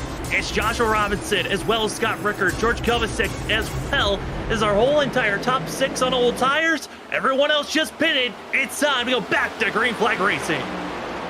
And I tell you what, great restart for Scott Rickard on the outside. Look at him. He's going to try to power to the lead, and he will do it through 1 and 2 here. But can Robinson get the one off of turn number 2? We'll see, can he come back around? But I think the 05 will clear, and look at Rickard to the lead. Got Rickard, who was flirting around, trying to just crack inside of our top 10. Finally now up front after deciding to stay out on the older tires, and that could be a make or break situation because these drivers can make it to the end of this race if we stay green, and Ross Tatum now is already there for second place. Now look at this, they're storming through. The tires are starting to charge up, and I tell you what, Robinson, he felt the new tires as he charged through the field, now feeling the effects of the other drivers having those. And man, oh man, Grattan and Tatum charging through. It looks like Bustle to 36 is going to follow. Trying to make as much advantage as possible, and as they continue to race on. Again, Thomas Ogle involved with the wreck as Will Bustler holds on, and again, these fresh tires, they are not friendly with that apron. No, they are not, man. I tell you, even just coming out the dog leg, it just looks like it is wicked loose. It's 3 wide here. You got Bolin up top, Medlin in the middle, Wade on the bottom. Wade's going to try to work that bottom groove, but who's going to win out? As it looks like Bolin on those old tires just sliding straight backwards. Going straight back, and also the driver is up ahead, struggling as well as Robinson. And also going to be seeing Scott Rickard. They're going to be piling in and causing even more drivers to stack up. And this is just not a never-ending mistake of potential looming over as somehow some of these drivers survive, as George Kovacic and Andrew Medlin practically were driving through one another through that of 3 and 4. And Kovacic is being bullied through these corners and going backwards on those old tires. This is so stacked up right now. Drivers all trying to make up time, and I tell you what, it's like rush hour traffic here on the interstate, and these drivers all trying to find a way through. Right now, Kovacic, he's just trying to find a way backwards because he knows the tires are not going to help him here. He just doesn't want to get involved in anything, so he'll run in that higher groove, but everybody's still stacking up, heading down in the 3 and 4, and right now, those tires proven to be very, very strong. And even if you aren't on old tires, drivers are still trying to go 3 wide all over the places. Up front, they were going 3 wide for a quick second for 5th. That's Dylan Grimm, who was there for a quick second, now going to be passed by that of Zach Kreitz. And Kreitz, who's fast in the first 25 laps on fresh rubber, he's now trying to make this charge. But the gap between 5th to our leader, 3 seconds, because our front, that of 3 to 4 drivers got through the field so cleanly, everyone else lost so much more time. Yeah, they really did. This was a very wild restart. It's so mixed up with those older tires up front, and the difference was much bigger this time, so it equated to those drivers falling and mixing up the field as Grimm gets into the outside wall. I think even Medlin did too, as now Ogle in the 83 back there is going to look to make the move on him, but Kreitz here trying to hold off Wade is, like you said, fell off last time on the older tires. We'll see, can he keep it together this time? And also Zach, for the most of the field, this most last caution that came out that allowed drivers to come into pit road and take a set of tires. Now we have half the field that have 1 set left in pit road and another half the field that have 2 sets left. So if a caution comes out in the next 10 to 20 laps, we could see another cluster of drivers piling into pit road. That we really could, and then that's where the gamblers come out for seeing who is going to take the chance of, using the last set of tires. If we go another 20 laps, that would be such a risky call. Yeah, you can make it to the end of the race, but if there was a caution, another 20, 30 laps after that caution, you'd be in trouble there. So I think the guys with 2 sets of tires, if we get a caution here in the next 20 to 15 laps, they're going to feel pretty confident about this, because I think the rest of the field might have to consider not even hitting pit road. As these drivers further on back continue to dice it back and forth, our front 3 going to be Ross Tatum, Jason Grattan, Will Bustler. Bustler, we thought almost threw this race away on that last restart, coming to just 2 laps into this run. coming on through just the dog leg, got extremely loose, but still is in third place. But the battle for the lead, Jason Gratton, what a storyline this could be for that 91 if he could find himself into victory lane. And Ross Tatum trying to become the driver with the most wins going into Talladega next week. That would be a huge storyline for both of these drivers heading into that final regular season race. And, you know, Gratton would then have a chance, if he won here tonight, to, you know, take the lead and wins at Talladega for the regular season. And what a way that would be to close out a final, you know, a regular season by winning the last final 3 races. Showing a lot of speed right here, but can you keep it up in the long run? That's the key, because we've seen it. All of a sudden, it just seems like the rear end just steps out from that drivers that have been pushing hard. We'll see who can keep it underneath them. There right now is Gratton trying to track down the 21. But we got to fall back to 5th place and 6th place because we got drivers that cannot get away from one another. 3 wide on the backstretch. Thomas Ogle, that of Aaron Hale, as well as Christopher Wade. 3 wide all the way. 1 lap through. Can they make it 2 laps through of staying 3 wide? And look at this, Sartin going to take his chance now, go down low. He might even think about going to the bottom of the 83. He's going to get the 2-for-1 deal there, down into 1 and 2, and now going to maybe even try to get a 3rd here. What great racing we're seeing now. Glass into 16 and the 38. Pierce going to try to come into the picture also, as Hale and Wade keep it side by side. He certainly can try to save those tires, but I think for some might have just overused their tires, and now starting to see that fluctuation on where you place yourself, because Dylan Grimm moved up to 5th, but then there was a lot of momentum being pushed back and forth between that of Dylan Glass as well as Aaron Hale and Wade, and now they've fallen back. Thomas Ogle, who was involved with that incident with Zach Kreitz, now in 6th place. I mean, it feels like Bizarro World with how these drivers are bouncing back and forth as we're coming up to the start of lap 90. Tell you what, who could have made a better story for 2 races to go in the regular season for storylines like this? It must be a full mood here at Phoenix, because, man, it's been a wild night nonetheless to say. But right now, Hale trying to hold off Wade here, but those 2 kept battling. You know, they're going to let Glass here get up into this picture along with Pierce. So all these drivers still trying to find what they can here, because this run still could go, if it does go green, we would see them take these tires all the way to the end. And if they do that, we're going to see some people on some ragged edge. And we are about that of 10 laps away from the drivers that are all inside of our top 15 when they're really going to start to feel that rear end want to kick out. It's been about 30 laps into a stint. We start to see those issues, and these drivers just came into pit road 20 laps ago. So we're now inside of that. Make that last dash if you want to push these tires, or be patient and let the drivers in front of you make mistakes, as that Brandon Pierce throws it down low for that 38, trying to go 3 wide again into turn number 1. 38, they're making the big move, almost contact sliding up into the 16.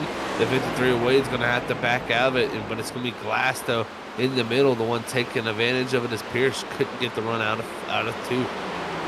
Gonna get the run out, and now gonna have to just settle, watching Dylan Glass move up to 6th, that of 9th place. Or will he?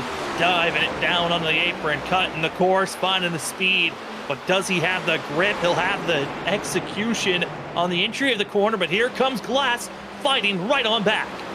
Trying to fight back here off of turn number 2 as they head down the back straightaway, but not going to have enough of a run there to try to get back to the 38. Machinist Pierce is going to hold that position for now in the 9th spot. Now going to focus his sights on Aaron Hale, but man, I tell you what, we've had some great racing there between these group of drivers as they try to find that grip low. And now Derek Hoffman even behind him, he was looking to possibly look to the inside of Medlin as the 12 tries to make his way back through. I mean, Derek Hoffman trying to go for one of his best finishes this season. His best finish so far was back at Texas, where he finished 9th. Here tonight, running 13th, and within striking distance of trying to crack into 8th place, as they're all in line, stacked up with one another, and now lap traffic about to be a little bit of an issue with this pack that we're closing in on. Yeah, coming up on Brian Burchett in that 33, very, very slow there on that top side. Luckily, everybody makes it through there off the exit of turn 2, as Hess is going to have to try to pass him now. As Travis starting at 27, also too, as Burchett had a moment there down the back straightaway, almost into those 2. So close competition right now But as the laps continue to click away, one thing I'm starting to see is Will Bustler, his 36 machine here as we hop on board with him. He's starting to close down the gap to Ross Tatum and especially to Jason Gratton. And Will Bustler, if somehow he wins, he could be bumping out either that of Kyle Bowling or Thomas Ogle out of the playoff picture. I mean, that is still, we've seen so many of the bubble drivers themselves have issues. We've seen Kyle Bowling involved with a wreck. We saw Thomas Ogle involved with an issue. Dylan Grimm, he's had his self-spin and then was caught up in a major wreck. Hess has been pushed to the back. Aaron Hale's had his issues. Andrew Medlin was caught up in an earlier wreck. But Will Bustler, a driver that wasn't even on our radar to start tonight off as a factor to try to go for points, now within striking distance for second place. And he's looking strong right here in this 36, man. He's closing down this 91 through the dog leg here, down the 1 and 2, and we'll see what the line difference is. It looks like Bustler going to be a little bit higher up the racetrack, about a half a groove. So he's going to try to cut it down here, get to that yellow line, get the nice, good run off. But you see Gratton, he's on the ragged edge. He's starting to slide that rear end out and get really close to that wall on the exit as they come back around to complete another lap. And the main reason why we are 4 laps away from this stint hitting 30 laps into a run, and that is where we've seen these long green flag runs come to a conclusion because those rear tires just fade away and somebody makes a mistake around drivers that are trying to conserve. Well, those are trying to get aggressive, as right now, Will Bustler gets a great run out of turn number 2. He's still trying to close in, but it's been the exit of turn 4 really where I've seen this 36 just look so much more confident getting back into the throttle. And he has. He's looking very, very confident out of turn there, turn 4, and coming out of that line there. Wasn't able to get the best of run this time, but now coming to 1 and 2. He's going to go up a groove here. This is going to be interesting. Looking for some clean air on that nose. Going to now probably try to turn down here on the exit. And look at this. Going to be probably a good exit off of 2, but Gratton there just enough to nose himself out just far enough to where Bustler can't make a move. But the big thing, I look up ahead of him, you got a lot of traffic up ahead. And for Ross Tatum, he'll have to be the spearhead to try to go through all of this first. He's going to have that of Philip Chavez. It's going to be the first driver. I'm curious for lap traffic. Do they just run their line and have the leaders try to go around them? And it looks like for Chavez, that's exactly what he's trying to do. He'll run the same exit and they'll back off into turn number 3. As we see that at the 24, Brian Lynch, stay high, let our leader go. Yeah, we'll see what these lap cars do here. And the question is, because how many cautions we've seen tonight, and they can come at any point here. If you just pull over and let them go by, that very well could be the difference between you staying on the lead lap, getting the lucky dog, or not even being able to stay on the lead lap. So we'll see how these drivers fight. But right now, Tatum was able to make pretty quick work of those first 2. Makes quick work, and now going to be trying to get by that of George Kovacic. And here is Zach Reitz, who now closes in for the battle for second place, as they're now going to be going through lap traffic. And that's another thing that can allow you to gain or lose time. How long does it take for you to get by lap traffic, and where do you catch lap traffic? That's another thing for these drivers here at Phoenix. I mean, Philip Chavez gets loose, trying to go into pit road. He'll spin out, comes back up onto the racing surface. The yellow flies. And just like that, 7th caution of the night. And like you said, Philip Chavez going around, and people discussed this. They're saying pit road was very tough to get to, and Philip Chavez, unfortunately, mistakes made for him in that number 8 machine. And Zach, I threw it out on that last incident, on that last yellow. If we had a 30-lap stint, what would make these drivers think about coming into pit road? If you're on those if you're on one set left in pit road, do you come in? Do you stay out? And it looks like the answer is you come in. Ross Tatum looks to be taking his final set of tires coming into pit road now. That shows you how much they want fresh tires, and they don't want to be the drivers sitting there on older tires. So interesting calls being made, and if we do get another caution, and I'd say 20 to 25 laps, that's where the drivers with the extra set, it'll make it real interesting. But right now, these drivers are going to hope it goes to the end here with these tires.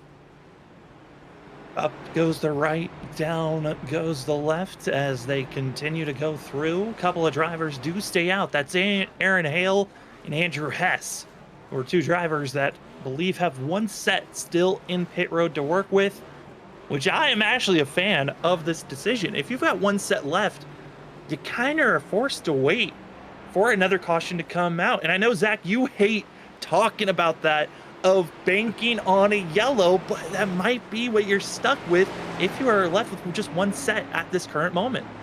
You know, tonight might not be the worst night to bank on that yellow. I mean, we've seen how wicked these cars are loose. You know, if you were to be a driver and say, man, I feel very confident about a yellow flag, this would be the balance of the race car that you probably would feel the most confident about that yellow flag coming. So I could very well see that strategy being the way to go. We'll see how it plays out with how everybody's done it. But I tell you, the tires are so valuable. If we do get a decent green flag run here, the drivers that have a set in pit road, if they do get a caution, it's going to be game on for them. And also with us now being that of 2/3 out of this race, now it looms in the sky.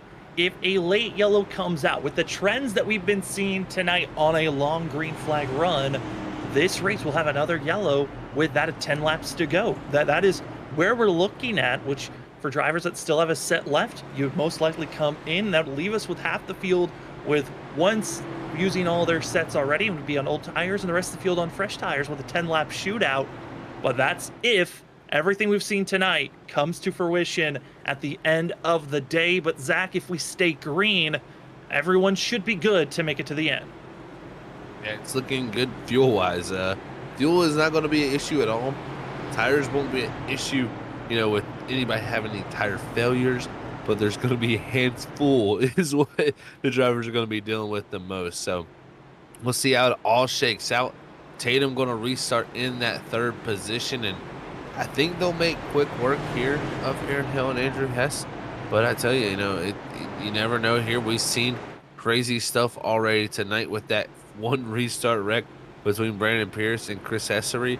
So fireworks have flown once, they can fly once more. So folks, I tell you, you're going to have to keep your eyes glued to the screen here tonight with me and Sam, because it's going to be a wild one. And we've seen all night long fresh tires when they go through the dogleg on the lap after a restart. That's when you see the most drivers getting sideways out of control in the first 5 laps are chaotic. So you better be ready to see some type of action on screen, because it's about to get chaotic up in here, as it's going to be less than 45 laps to go. Do we stay green to the end? Do we get another caution? Time will tell. Aaron Hale, Andrew Hess, old tires, everyone else behind them just got freshies. We're back to green flag racing at the Valley of the Sun, 150, and here we go, Zach, already diving it down onto the apron. Ross Tatum there, like you said, diving it down to the apron, gonna quickly jump to that second position, but I've seen a few wiggles there. Grattan makes a big move there to the top side. He's gonna try to follow through, but the 21 out of turn number 2, gonna look to take the lead here and take this lead only 1 lap after the restart. Oh, contact. Grattan gonna be getting into Andrew Hess. They hold on for now, but this is the moment. Watch out for that apron. Who dives it down there, and can they survive with the fresh tires? It looks like they're good, but a lot of wiggling action happening in the middle of the field. Somehow they survive, Zach, but here we go, a second round of who survives out of the dogleg. I tell you what, up ahead, Cameron starting in the 994. He's going by the 4 Aaron Hill up here. They're stacking up with that 4 going by, and then the 54 also. There are the 54 Andrew Hess. Those two on those older tires. It's really stacking things up, and guys going 3 wide to make big moves. Here comes Brandon Pierce, and maybe Joshua Robinson thought about 4 wide for a moment. And a little bit of a block picture there for a quick moment, but Kyle Bowling has not looked confident through the dogleg. He even stayed onto the racing surface, and he continues to wiggle. That 44, if there's going to be a caution, I'm concerned that it could be around that driver right now. But up front, Ross Tatum trying to pull away from that of Will Bustler as the drivers out of the exit at turn 4. Another lap ticks away. We are going to be next time by 40 laps to go here at Phoenix, and it looks like we're looking a little bit more stable now between everyone up front. Separation definitely being made, and that's where the drivers can feel a little bit more confident. Those first 3 to 4 laps after a restart, I think everybody holds their breath as they wait in kind of preparation of are we going to get a yellow or are we going to go a little bit green here? But right now, everybody trying to find a little bit of speed, because right now, if you ain't got the track position, you need to do it quickly, because if a caution comes out, you want to be farther up ahead. And right now, Grattan trying to do that in the 91. And now up to 4th place. He's got that in the 94 behind him. Thomas Ogle, he is still fighting and clawing to try to win this race that he looked so dominant in the early going, then was passed by that of other drivers. It's been a revolving door of who is where. This 83, Zach, I gotta say, it just seems like tonight's the night. He wants this win badly, but he has to figure out how to get by the driver that's won 2 times this season, of Ross Tatum. Oh yeah, that's going to be super tough. Ross Tatum, one of the championship favorites. And if you want to beat him later in the season, it's best to beat him now, and to tell you and give you that confidence knowing you could go into that championship race with this same mentality. So we'll see. Ogle is good when it comes to points right now, but not safe when it comes to points, but is in the good. But he would love to get that victory here tonight at Phoenix here and really solidify that playoff position there. But back here, some great racing is Bolin trying to hold on to position in that 44 with Medlin trying to go around the outside. That 44 machine, a Kyle Bowling in the black and deep blue, trying his best to try to get as many points as possible, because this 44 machine comes into tonight with only a 3-point advantage over that of Thomas Ogle. He needs to close in the gap on that 83, and I don't even think that Kyle Bowling's led a lap, so bonus points really are not looking that great for the 44. As long as he can keep close in positioning, he can make that buffer a lot closer heading into Talladega next week, where those 2 drivers, they're going to be on the line of somebody could potentially win a race and push him out of the playoffs. Yeah, you don't want to go into Talladega with that feeling of, oh, I got to make points and defend points. That is the worst feeling when you go there with, a certain gap that you have to hold and know where you have to finish. It can get very nerve-wracking. So, Bowling would love to go out there and get the victory, but it may not be that chance for him tonight. He's had, a tough night, really kept it around where he's qualified here as he's battling with Medlin for this top 10 and finally does get that pass. But, he's going to need a little more than he's got right now if he wants to go up and challenge for a win late in the going, but definitely still plenty of time with what we've seen out here tonight. Well, drivers up front starting to get a lot more racy, and it's for 2nd place. Will Bustler thought maybe he had a chance to try to challenge Ross Tatum. Well, now he's got to be going defense mode. Zach Kreitz as well as Thomas Ogle starting to close in on this gap, and that 46 put the pressure on. And Will Bustler said, I'm going to keep this position and get a little bit quicker than everyone else.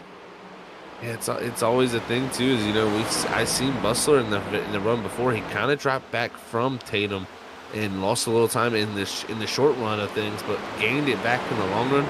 Maybe kind of considering those same things here, but with Kreitz behind you, Kreitz is going to go pretty much 100% here and use what he's got. So it's tough here. You don't want to go up the track position, because getting back around the 46, it may be that little bit that holds you up from running that 21 back down later in the race. So right now, Bustler maybe picking the pace up just that little bit. And right now, our top 4, Zach, all drivers, I believe, if I've gone back and looked at the notes properly, all of our top 4 have used all 3 sets from pit road. It would be Cameron Sarton, Dylan Grimm, that would be banking on a potential yellow that can give him another chance to fight for this win here tonight.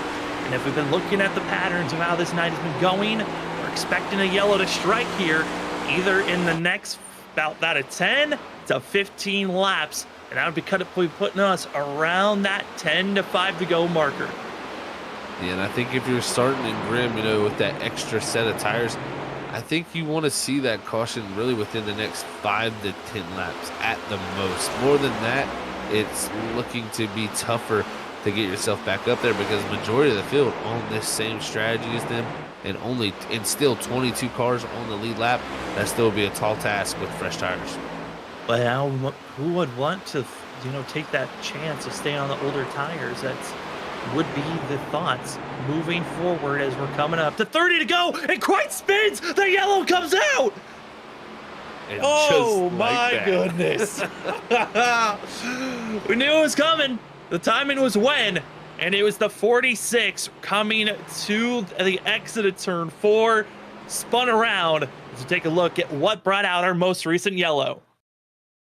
And you're going to see here on this instant replay, there was contact before he spins, going to the inside of Bustler. Bustler closes the door. They make contact. Bustler saves it. And from here, you can see Kreitz on the apron. And once he got on that apron, it just went completely around from there. And he loses that machine. And man, racing hard for a second. And you end up spun around. And Will Bustler, I mean, you're in a spot, you're trying to squeeze. I think maybe he thought he was going to be clear, but back of the throttle was so much faster, was 46. And it's a racing deal at that point, but on both sides, you can kind of tell. For Kreitz, he probably felt like he was there, and for Bustler, he was trying to defend as much as he could. But now, the hypotheticals we were throwing out, Zach, it's time to see who's taking the advantage of fresh tires, because from here on out, I would say you feel pretty confident on how your tires are going to feel, and it's Cameron Sarton that is coming into pit road with a lot of drivers falling behind, but it's going to be our top 12 that all stay out. Oh, this just got a little bit more interesting, folks. And if you're Cameron Sarton, you're going to be feeling good. Kyle Bowling in that picture also on some tires. This is going to set up to be a very interesting ending. And, you know, I'm kind of questioning Dylan Grimm's strategy in the 23 of not coming down, because I believe he's got a set, right, Sam? I thought he had another set, but he might not have one. He's coming to pit road 5 times because of other repairs from earlier on issues, and I thought he still had a set left, but it looks like he might be going with the risk of there's enough laps, we might be able to defend enough, let's just stay out there, risk it. And it's not the worst decision in the world, but it certainly is one that you don't really truly expect if you had a set left. One decision, though, I'm really concerned about is Joshua Robinson did the same thing that we saw earlier from Ross Tatum, Kyle McCoy, of missing their stop, opportune chance to come in for the first lap, come in the second lap, and he's lost all his track position. He's back to 21st spot behind everyone else that had already pitted. Yeah, that's what you can't do, and that's the second time we've seen that tonight with a group of drivers. So tough break for Robinson, going to try to get that second win here tonight. Doesn't look like that's going to be very likely unless some crazy things happen. But again, I can't say nothing can't happen, because we've seen some wild things, especially in this restart. And you know, that's what kind of Phoenix, the reason why they changed it here to turn 3 and 4 being right here in this restart zone. You know, before it kind of was, you know, all played out. When you got to turn 1 at Phoenix, you kind of knew that bottom lane was going to work. But now with that long run all the way down there with this dog leg and how wide this track opens up right here, and with the corner being personally a little bit flatter, the track opens up a little bit more groove. So it adds to it, and it really spices it up and gives a shot for those drivers all around to make up some time. And we'll see here, I think, as the lights are out and the pace cars come to pit road, as we're going to get them back going green. Who do you have? Who do you like winning this thing? We've got ourselves 11 drivers that are going to be on older tires. Then the rest of the field, they've got some freshies to work with. It is going to be 26 laps to go. Hit that like button, hit the subscribe button, share this thing out, because we're about to have some chaos on this restart. Some drivers that have looked unstable, just got fresh tires, and drivers that are up front needing a win are battling it out. Now we're back to green flag racing for the Valley of the Sun 150.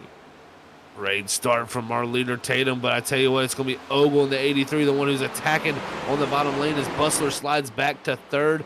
But right now, the watch is going to be from those 12 full back positions of the new tires.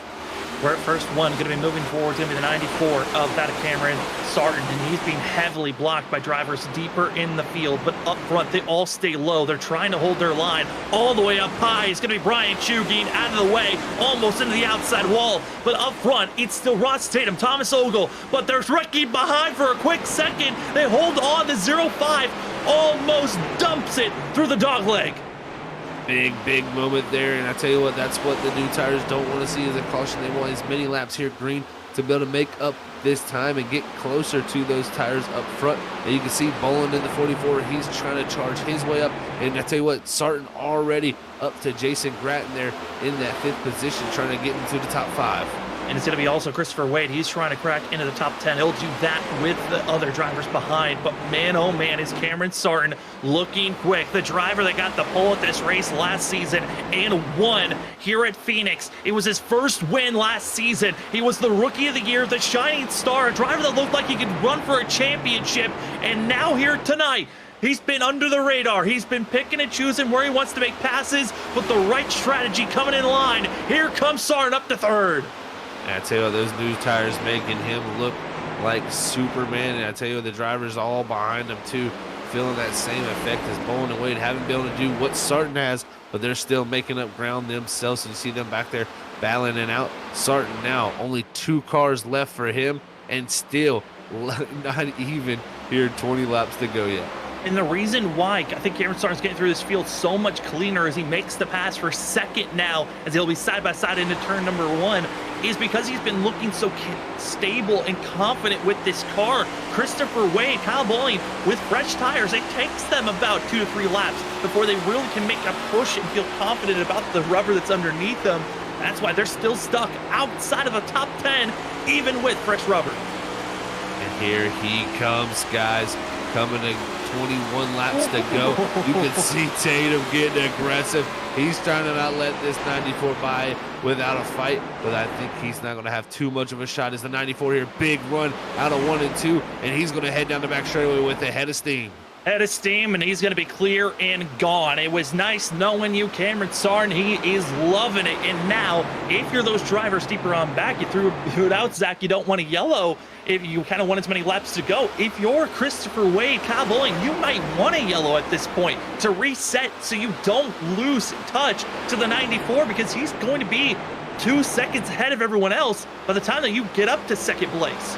That's a very good point, Sam. These guys now going to probably be wanting that, because I tell you, they wanted as much time as before, but they've already made up so much ground already. They're loving what they've done right now, and with no tires available to the drivers around them that they're battling, there's not going to be any difference. They're going to keep this advantage on them throughout the whole entire race, and with 19 to go, it's only going to pile on. The driver that wants this so bad is the 44 Kyle Bowling. He's got the fresh tires, but he's just not in position to even attest for a battle right now. He's running similar lap times to those that are on older tires, and it's because they're trapped. They're not willing to try to do risks. They've had so many scares of going through the bus stop that now they feel like they have to stay on track, and that's why the 44 isn't making as many bold passes as we've seen other drivers. He's just too hesitant right now, Zach. Yeah, looking like you said, Caution! hesitant, but caution's out. And it's Joshua Robinson who's going to be involved with this one, as there were drivers going through the dogleg. Oh, and they're still wrecking Medlin. Man, oh man. Medlin was Crazy. involved with that first initial wreck and continues to pile it in later on. Yeah, this is a tough break here, as you're going to see on the instant replay. You can see Robinson making the move down there, but it's the contact between Offerman and Kovacic. It catches Robinson out. He gets caught, and then look at this Medlin there. And you can see that's why he was spun head first down into 3 and 4, and he took a heavy hit. And then later on, once Medlin gets off the brakes and starts to move, the 11 of Brian Chu, nowhere to go. And we'll run into the rear of the 12. And that's one of those things where you kind of hope that a driver will hold their brake.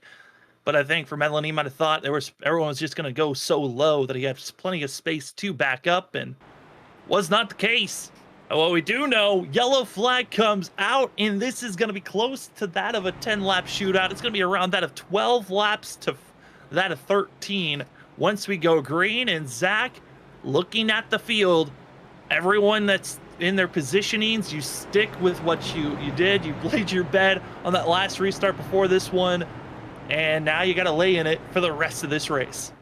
That you really do, man. This is, like I said, it's only going to pile on from here. And personally, this is, Sarton's really probably the only person out there that didn't like this caution.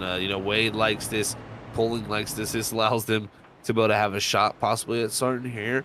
But even Ross Tatum, he really likes this. This takes laps away from him to be able to hold on to a better position. And especially Thomas Ogle, he wants to have as many points as possible exiting here tonight. So when we go into Talladega next week, it's not too close between him and Kyle Bowling. But that doesn't really work out as much because Kyle Bowling's right there. I mean, all those points that he was going to take are now for nothing. If anything, he might actually lose points here tonight with Kyle Bowling about to pass him. And that just ruins any type of advantage that you thought you were going to have with how tonight was going. Yeah, it's going to be pretty much damage limitation now for him. It felt like it was going great, like you said, and if we didn't get those cautions and the positions where Bowling and him were running speed wise, on same tires, it was looking great. But right now, it's going to have to be damage limitation for Thomas Ogle, and I think this caution more than anything going to help him though with that is the more laps here we have under these cautions, the least amount of positions I think he'll lose. But also these restarts, they get a little bit mixy here. You never know. You could be involved in an incident in just a slight incident or slight moment. The beauty of motorsports racing, you have so many different strategies and they all come down to the end. Who will get the victory here tonight? Cameron Sargent's going to have the freshest tires. Ross Tatum's on old tires. That of Christopher Wade's on fresh tires. And then you've got that of Thomas Ogle on old tires. I mean, it's a flip-flop, it feels like, all the way through of one driver's on old, one's on new, one's on old, one's on new, all the way through the field. And that's the one thing of not a lot of drivers felt like they were optimizing those fresh rubber. They were just so scared of wrecking, even though they had the better rubber to get it done at the end of the day. Yeah, they really did. And I'll tell you, the rubber right now is on the side of Sarton's advantage, of course, in this 94. But we'll see, can Wade set something up for himself here in this 53? He's going to start on the bottom lane here with the fresh tires also, along with Bowling there. Also that third car in the bottom lane. So fresh tires all down there. Then you'll have Scott Rickard, the first car on the outside with fresh tires. So we'll see how it works out. But we could see some type of stack up and a big moment heading down in the one, because we've seen it all night. Difference in tires make a huge advantage. And we could see some drivers making some risky moves that need to make big points. You're looking for speed and grip. Well, the majority of them are all on that inside row. That is all where you're going to find that of going to see Sargent, Wade, Bowling, Brandon Pierce, and Grimm all in line on the inside with fresh rubber, really ready to throw it down here tonight. Green flag is out. It's going to be 13 laps to go. Christopher Wade has to keep it close, and Kyle Bowling, again, just too scared to go on the apron, and he'll lose positions now. And he's stuck in the middle, 3 wide, the 44, trying to hold on to that spot, but just stuck there. They're wrecking behind. It's going to be Will Bustler, spun and pushed, and they're still scattering in. And shades of about 2 seasons ago when they were driving in the ARCA cars, a lot of late yellows put us into overtime. At that point, they were still running 3 different overtime attempts. After that race, actually the rule book got changed to just one overtime attempt. The way tonight's going, we might need that 1 overtime attempt as we take a look at the drivers trying to go through the bus stop. And I think once again, half the field's thinking everyone's going down there, the other half doesn't. But the entry of turn 3, there's the contact of Hess and others. Just so unfortunate. Bustler was having such a good run in that 36 machine, and just on the older tires, I think drivers not judging the speed, and it's hard to remember who's on what set strategy, but looks like just the 53 there, or 54, sorry, unfortunately getting into the back of them, and that's just going to cause mayhem from there. And with this restart, now all eyes loom on Christopher Wade. How will he be able to predict this restart from Cameron Sargent? Because kind of already have the playbook. Sargent's going to restart. He's going to throw it down on the apron, try to cut down on that length of this track. Now, how does the 53 want to retaliate with that? Because, the best way that Cameron Sargent could retaliate is just to park that car, stay on track, stay on the yellow line, and not even go down. And if Christopher Wade's expecting the 49 that of the 94 to go down, they can make contact with one another. I mean, there's a lot of different ways that you could also, that could ruin your race, but at the same time could cause a little bit of commotion and cause other drivers to back off and have issues. Yeah, there's definitely thousands of scenarios that could play out right here, but I think the biggest thing that Wade really needs to focus on here is timing it to the best of his ability. So when they take off here, the speed is not too much to where he can stay on that quarter panel. If he can stay on the quarter panel of that 94, enter on the outside of him, entering into one, he has a shot there going, especially down in the 3, heading down that back straightaway. So, going to be exciting to see, can he do it? You know, we've seen tonight a few times where that guy on the outside has been able to do it. So, I'm very interested to see how it's going to shake out with the 94 trying to go for that third win, sorry, of the season, and that 53 trying to go for his second win, and also there Tatum going for looking to get his third. But got Ogle there, hadn't got a win yet, but unfortunately on the older set of tires along with Tatum. Zach, I'm going to let you go find the link for it, but hey, there's some great content that we've had over here at Freaky Fast Broadcasting. We've got that of plenty of top 5, top 10s, and great motions of seeing these drivers throughout the month. But if you want some of the hottest as well as greatest merch out there, go head over to go get some merch. There is the link on screen. We're going to put it in chat as well. If you'd like to get yourself some Freaky Fast merch, t-shirts, hoodies, and much, much more, comes in different sizes and colors of your choosing, and get yourself Freaky Fast merch so you can look just as great as we do when we're commentating. As these drivers put on a show, we enjoy putting on the show. And if you want to look like some of the best viewers out there of motorsports racing, go get some Freaky Fast merch out there as we're getting ready to go racing. It's going to be that of an 8-lap shootout. And Zach, it's going to be the front 2 on fresh tires. Everyone else trying to figure out where to place themselves. And don't look too far back in that 5th place spot. Brandon Pierce, he was very sneaky, is going to see how sneaky he can get to try to get past 3rd and 4th immediately here. That he was sneaky. Remember, involved with S3 earlier in this race, spun around on the restart, has quickly made his way back up here, and has a shot here as we'll be coming at 8 to go with the restart and starting in control. Drivers ready. Hopefully you're ready out there in chat and watching at home or watching wherever you are. Maybe you're listening. It's time for us to get an 8-lap shootout in. They're into the restart zone, and we are green for the Valley of the Sun 150. Cameron Sargent gets a great launch, but Christopher Wade, got to give credit. He had a great launch himself, but losing time. Here comes Brandon Pierce trying to duck it down low for that of 4th place and maybe even more. Pierce there trying to find as much as he possibly can, but Wade missing turn 1, and he's going to watch up the track. That's going to allow Tatum on the older set of tires here to dive it down low here, heading down to 3, and Sarton loves what he sees racing behind him with an older set and a newer set of tires. But here comes Pierce looking through the middle. Pierce is going to stay. He's going to slowly duck down, not trying to be too aggressive onto the apron, and they're going to follow suit. That battle for second continues on, and Brandon Pierce is hoping to get Christopher Wade to go. And Wade, I think he just likes that 3rd lane, but it is not the advantage that he was hoping to get. He's just not getting those runs. Finally clear of Ross Tatum, and now it's the chance. How aggressive does the 53 get on throwing it into the apron?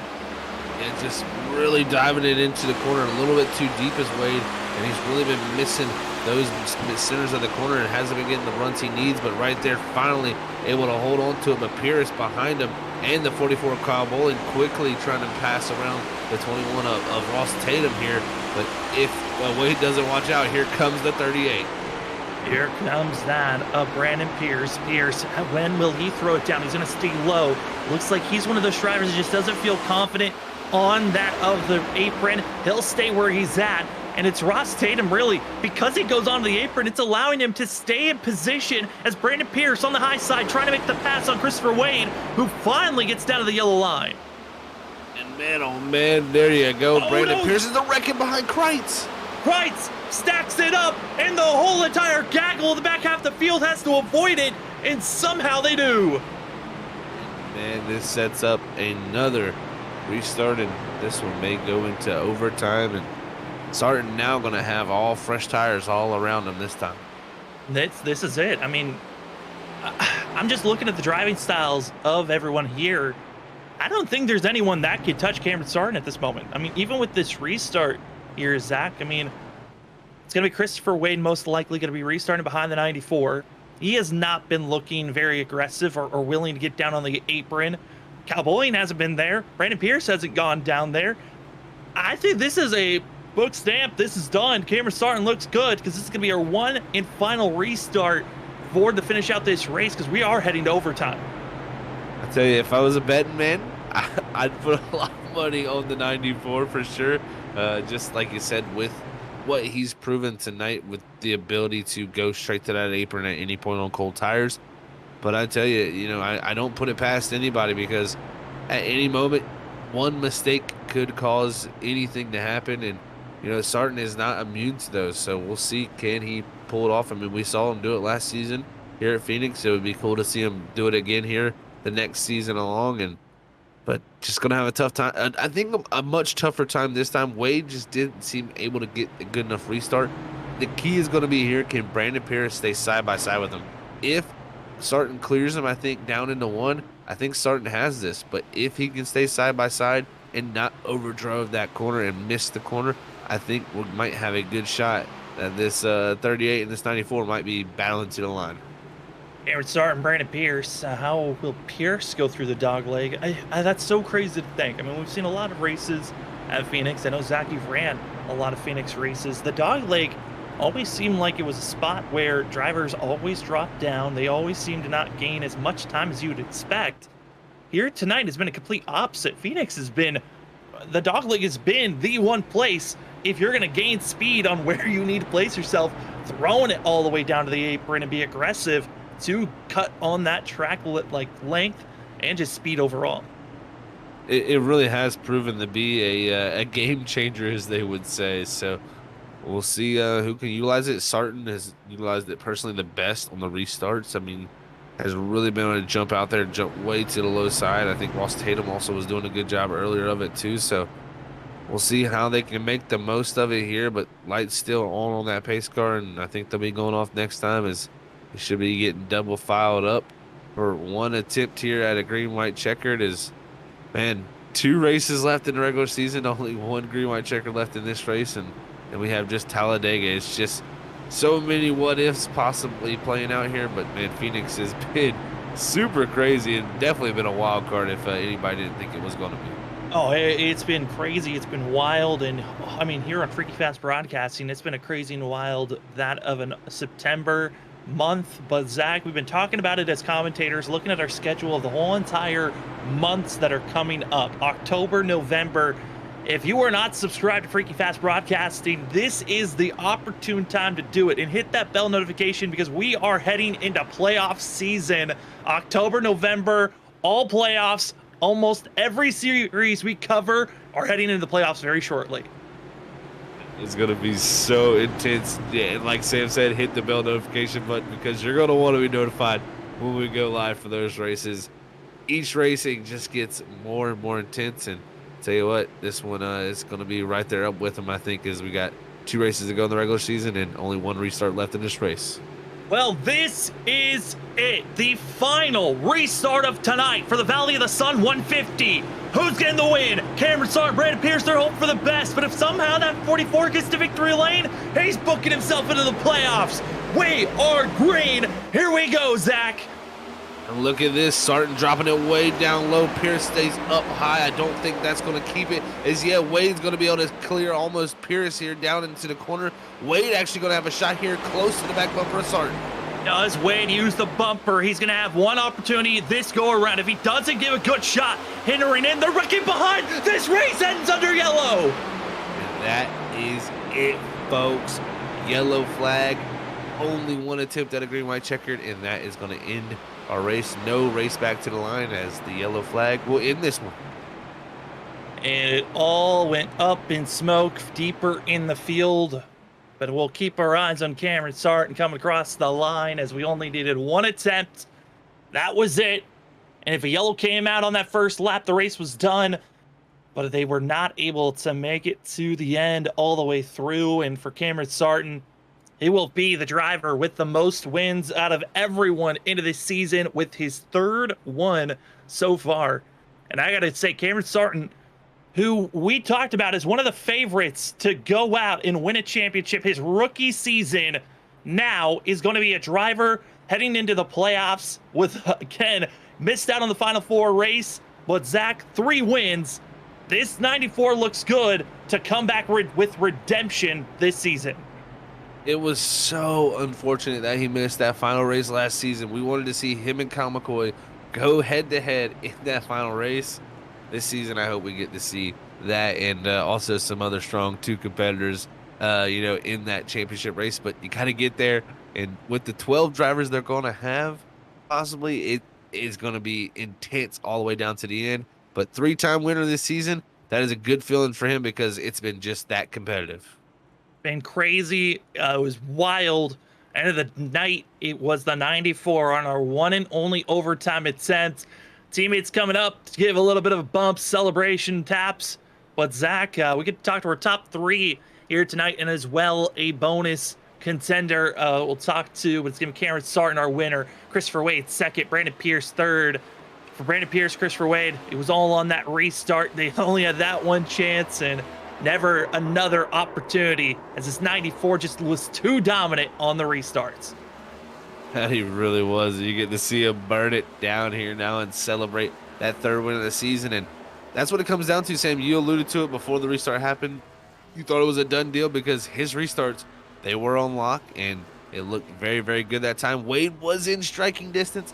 That yellow there, going to keep starting out front. And, man, I tell you what a drive by him. Well, Cameron Sarton got to burn it down. They'll have some more fun out there on track. But for us, we're going to step aside. Do not leave. We'll be back very shortly to talk to our top three and our biggest movers of the night. We'll be back in just a few.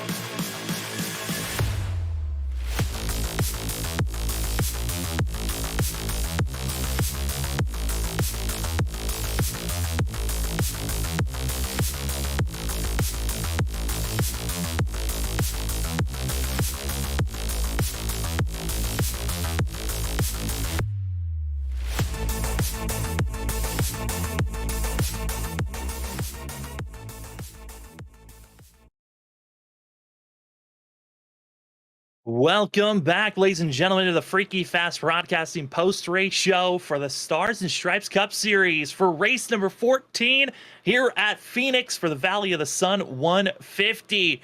We talked about points all night long, drivers on the cutoff, and we're actually going to start things off with a cutoff driver that finished fourth. It's the 44 of Kyle Bowling that we're going to be pulling in. Kyle, it's Sam and Zach.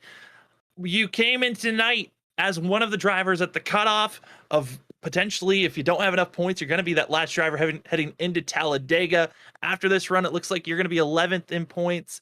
But man, how was tonight? What was the thoughts heading into that last restart? Top five. I knew which guys I had to beat. I had, the 83 and the 23 there. They're behind me on old tires. So I knew I had a good chance of beating them. Was still kind of bewildered that I ended up there after spinning by myself midway through the race, not having a caution for it. So, at that point, it was just making sure I get the top five, and that was it. Yeah, Kyle, great job on that, man, and pulling off that fourth place finish here tonight for yourself in that 44. Great points for yourself, and take us through it, man, because it was probably hard keeping up with the strategy tonight and picking the right times when to come down and use the tires. Yeah, I thought we made a bad decision there. Both, me and my teammates, we decided to not pit at that caution midway through where everybody else pit, and they went close going a lap down. I was about 5 seconds from it. I was sitting there really lamenting that we didn't pit, but then that caution came out, and uh, yeah, it all worked out very well. I'm still kind of just blown away that spun out by myself, and still ended up getting a top five. And going into next week, Talladega, the last regular season race, we know the goal is make the playoffs, but how do you mentally try to prepare for that race, knowing that you've got other drivers are going and racing for the win?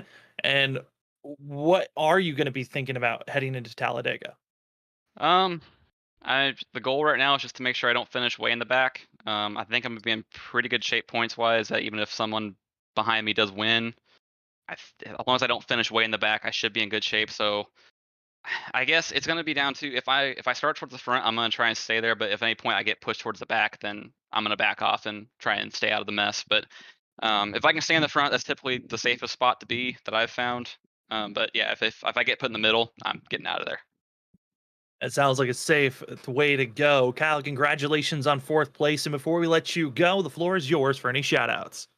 Oh well, thanks to you guys for putting on a good broadcast. Thanks to my teammates. They've been giving me a lot of support to this. This car's been a struggle for me this year, and all of a sudden we're starting to find speed. We're like 3 top 5s in a row now. Uh, yeah, it's thanks to my teammates. They've been helping me a lot. Congratulations again, Kyle, with fourth place finish for the 44 machine, and good luck heading into Talladega next week. All right, thanks guys. As we go from fourth place finisher, we're going to head to third place where we find that of Brandon Pierce, who made his own little charge to try to get up front. As we got our third place finisher with us, Brandon, it's Sam and Zach. Congratulations on third place, but give us your thoughts on those last couple of restarts because you were making some pretty bold moves there at the end. Well, I mean, when laps are running low and you're trying to make forward progress, bold is the way to go.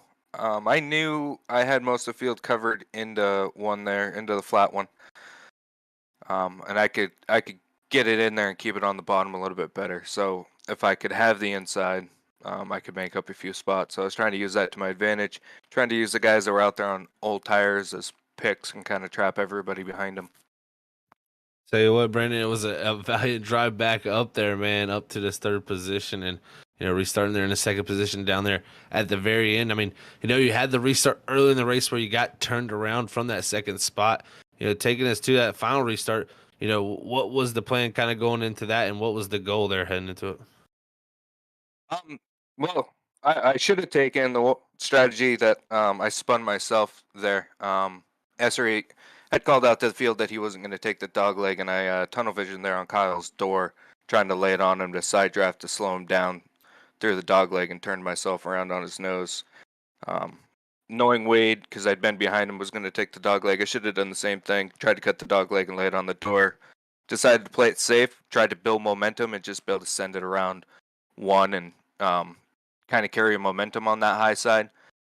I figured if I could get even with Wade, then maybe I could drive it deep enough to get to Cam's door on the entry to 3. Unfortunately, Wade had a really good 1 and 2, wasn't able to get side by side with him, and came home third.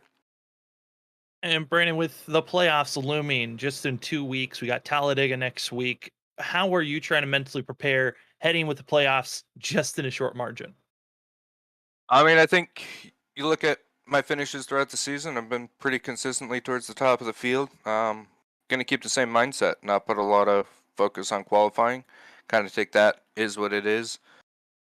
Just kind of take it easy at the start of races, be smart, try to have a clean car and be there at the end. I don't think I got to change anything that I'm doing. I've had a chance to win a few more than what I have so far. So I think I'm in a good spot. Let's say you are as well. And before we let you go, the floor is yours for any shout outs. Yep, shout out to Triad Racing Enterprises. All the guys on the team do a lot of work to make sure that we got fast cars every week. Shout out to the league admins for putting on this league, and you guys for broadcasting, letting us do what we do. Well, you guys certainly put on a show here tonight for us to be happy up in the booth watching, as that is going to be the 38 machine of Brandon Pierce. Congratulations on a top 3 finish, and good luck heading into Talladega next week. Thanks, boys. Y'all have a good night. You too. As we go from 3rd place, we'll head to 2nd place, where we find that of Christopher Wade with a 53. Almost had a chance. And Chris, you were right there on the bumper on that restart. But I know you probably hoped that race could have stayed green.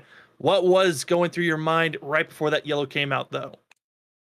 Oh, well, there's I should have probably went in there a little harder in going into 3 right before that yellow and maybe bumped them, but I was trying to save that for the last lap. But yeah, just didn't really work out like that. But I mean, P2 coming from 24th, it's a pretty proud night. I wasn't feeling too confident about the night, and then as the race got going on, we got off different tire strategies from everyone else, and I had really good short run speed, but I would burn through them, and then they would all start passing me back. But it ended up working out, and I had that extra set with about 28 laps left, and I was like, shoot, yeah, time to take them. And then yeah, it was feeling real good, just didn't work out. Well, I tell you what, Christopher, man, very close once again here, coming up in the 2nd place position, man. But a lot of momentum building up for you, and we're heading to Talladega next week for the last regular season race. And you won the opener there at Daytona. Another super speedway race. How do you feel about heading into that? Me and Ken Campbell, we love those super speedways. They probably gonna try to keep us separated, but hopefully we can get together and get lined up and go get a good team finish 1 through 4, maybe. I mean, that certainly looks highly promising. If you guys can get together, that is going to happen. Congratulations, Chris, on this finish here tonight. And before we let you go, the floor is yours for any shout outs. I want to give a shout out to my mom and dad, you guys for broadcasting, everyone that helps with the league, all my teammates, Ross, Ken, and Marty, and huge shout out to Ken. Today's his birthday, and all his family members, his mom, sister, and his wife, Casey, all those guys. Such awesome guy to work with and all that stuff. And we want to give a shout out to my girlfriend, Chelsea. Well, that is going to be the 53 of Christopher Wade. Congratulations on a 2nd place finish. And gotta say, good luck heading to Talladega, because that is going to be a wild race to watch next week. Thank you, guys. As we go from 2nd place, we head to Victory Lane, where Cameron Sarton finds himself here once again. And after tonight, will be the most winningest driver heading into Talladega. Cameron, you were a monster out there for the restarts, always beating everyone else out. But man, where was that confidence go down onto the apron on those restarts? Because it seemed like everyone else was a little bit too scared to go as low as you were. Yeah, I felt good going down to the bottom the whole night, to be honest with you, Sam. I spun once in practice. That's because I hit the push to talk button, and if you go a little too far left, it's not going to work out, and you'll spin it. So every time in the race, I never felt uncomfortable or loose. I was kind of talking with Pierce about it a second ago, and he kind of had the same thing. So, and if you could do it consistently, it's almost like a 10th a lap. So felt good in the restarts and just kind of full sent it. I knew once I got the lead and had about 2.5 seconds there, I was like, every time I take the lead in this league, it's just going to be a green, white checkered. So I knew it was coming. It's repetitive every time. So you can't hide away from it, I guess, when I had the lead. But hey, we'll take it, and more bonus points for the playoffs. Yeah, definitely some more bonus points, Cameron, man. Congrats on that 3rd win. Great drive from yourself. And, I asked a few other drivers about this, but, it was tough to keep up with the strategy tonight with so many cautions. How was it playing out for yourself? Because it seemed like you were on the right side of things with the tires there at the end. Yeah, it was interesting. I knew after that kind of first run, I think I was in 5th or 6th. I felt pretty good. I felt like I was one of the fastest guys. on the long runs here. Just when a setup's loose like this one, and you need to save the right rear, I'm very confident compared to when it's tight. So I felt great, and then when that caution came out and the strategies eventually went crazy, kind of at that point in time, I actually missed pit road because the pace car was like near me and it opened like right as I got to it, so it's kind of funky. I didn't want to chance it, get black flag or anything, so I stayed out, kind of on accident, kind of on purpose, and luckily it paid off. I just thought tires with how many cautions were flying in the beginning. I was like, there's got to be a good amount at the end, so paid off finally. So I guess that was my luck compared to green white checkers, but we'll take it. I mean, it certainly did pay off, and now we're heading into Talladega, the last regular season race. What is your mentality going into this last race before the playoffs in 2 weeks? Well, trying to get either Chris, Travis, or Phillip a win is number one goal there to get them into the playoffs. But I think Chris might be good on points, so Travis or Phillip's number one goal there. But it's going to be chaotic, I can tell you that. So you never know at the restrictor plates. So it's kind of close your eyes and we'll see what happens. You can get first, you can get fifth, you can get 30th. It just kind of depends on your luck. Obviously, you got to beat Wade and Ken. I don't know how they're that good at restrictor plates, and Medlin's pretty good too. So they're probably my top three, and we'll try to find out a plan of attack to get one of the McLovin guys to win. But all in all, pretty good, and we'll hopefully try and get a couple more bonus points for the playoffs because it looks like it's going to be pretty tight between top 10. We can't wait to see how you can try and make your team finish there next week. But for tonight, congratulations on the win, and the floor is yours for any shout-outs. Yeah, shout out to the mom, dad, grandparents watching, the wife, and new dog, Hank. So maybe he was the good luck charm I needed. It's been a rough few weeks here. Just everything against me. But hey, it's good. Shout out to Disney, McDonald's, HPR for all the support. And you guys put on another good show. So know y'all had fun again, and hopefully Talladega's chaotic, and we're going to go try for another one. Oh, I can't wait to see how it goes down. That is going to be your winner here tonight, the 94 of Cameron Sarton. Congratulations on the win, and good luck heading to Talladega. Thanks, boys. We'll see you next week. See you then. As we go from victory lane, we look at our unofficial results here tonight. And it certainly got shooken up a lot here tonight. I feel like every 10 to 20 laps there was a yellow. Those first 20 laps, though, were pretty rough. But once we got a little bit sorted, drivers started to figure out how to the sensations of these cars. But at the end of the day, this race still ended under yellow. But it was the Mickey Mouse machine of Cameron Sarton getting it done for the 94, with Christopher Wade in second, Brandon Pierce fourth, Kyle Bowling in that 44. Would have been nice to get that win. Would have been nice to be locked in fully. But he'll have to head into Talladega with the pressure of making sure he's got enough points in front of other drivers. And then we're also going to be having that of Scott Rickard in fifth, Ross Tatum sixth, Dylan Grimm, he's outside looking in. He's going to need a win to move on to the playoffs in seventh. Same might be half that for Thomas Ogle. He might need a win to make sure he's locked in eighth, with Travis Dart, Will Bustler finishing at the top 10, and Zach. What a race we had here at Phoenix. That we did, Sam. It was a wild one to say the least. We had really everything happening out there. Strategy, tire wear, just drivers passing each other left and right, and definitely a wild finish there. Unfortunately, got that yellow that kind of ended a little bit short, but man, definitely a great race. And as you run through the rest of the results, definitely some drivers who had some tough nights here, who are heading to Talladega, who might not be looking the best points-wise for making those playoffs, but anything is possible in the land of Talladega. Yeah, Talladega certainly is going to be the race that is going to change a lot of drivers. We saw it last season where it was that of Grimm pushing Derek Offerman to make it into the playoffs. Could we see another chance of a driver pushing another that pushes them out of the playoffs? So many different scenarios we're going to have, and we'll give you all here next week. But we got plenty of action heading into the weekend. We have tomorrow, Friday off, but we got WSSR on Saturday. Get Sunday off, go have some fun watching some football, and then we're right back to it. Freaky Fast broadcasting for 4 days in a row. We got the ISRC full send as well as Wicked Racing Link, and then we're right back here for Talladega Super Speedway Racing to finish out September. And then we're into the playoff month, October. It's going to be a crazy one. But Zach, for tonight and heading into next week, what are some of your final thoughts? Well, final thoughts here. First off is congrats to Cameron Sarton, man. 3rd win of the season. It's been such a competitive season so far.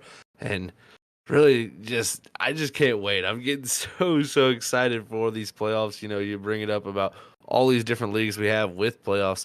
But here at the, Stars and Stripes League, the top 12 here is going to be so stacked. I tell you, getting through that first round, getting to that next round, it's going to be so tough. And the drivers that do finally end up being that Final Four, it's just going to be a gauntlet from there. So, man, I cannot wait. It's a great few weeks we got ahead of us, but I hope nobody out there misses it as they tune back in with us.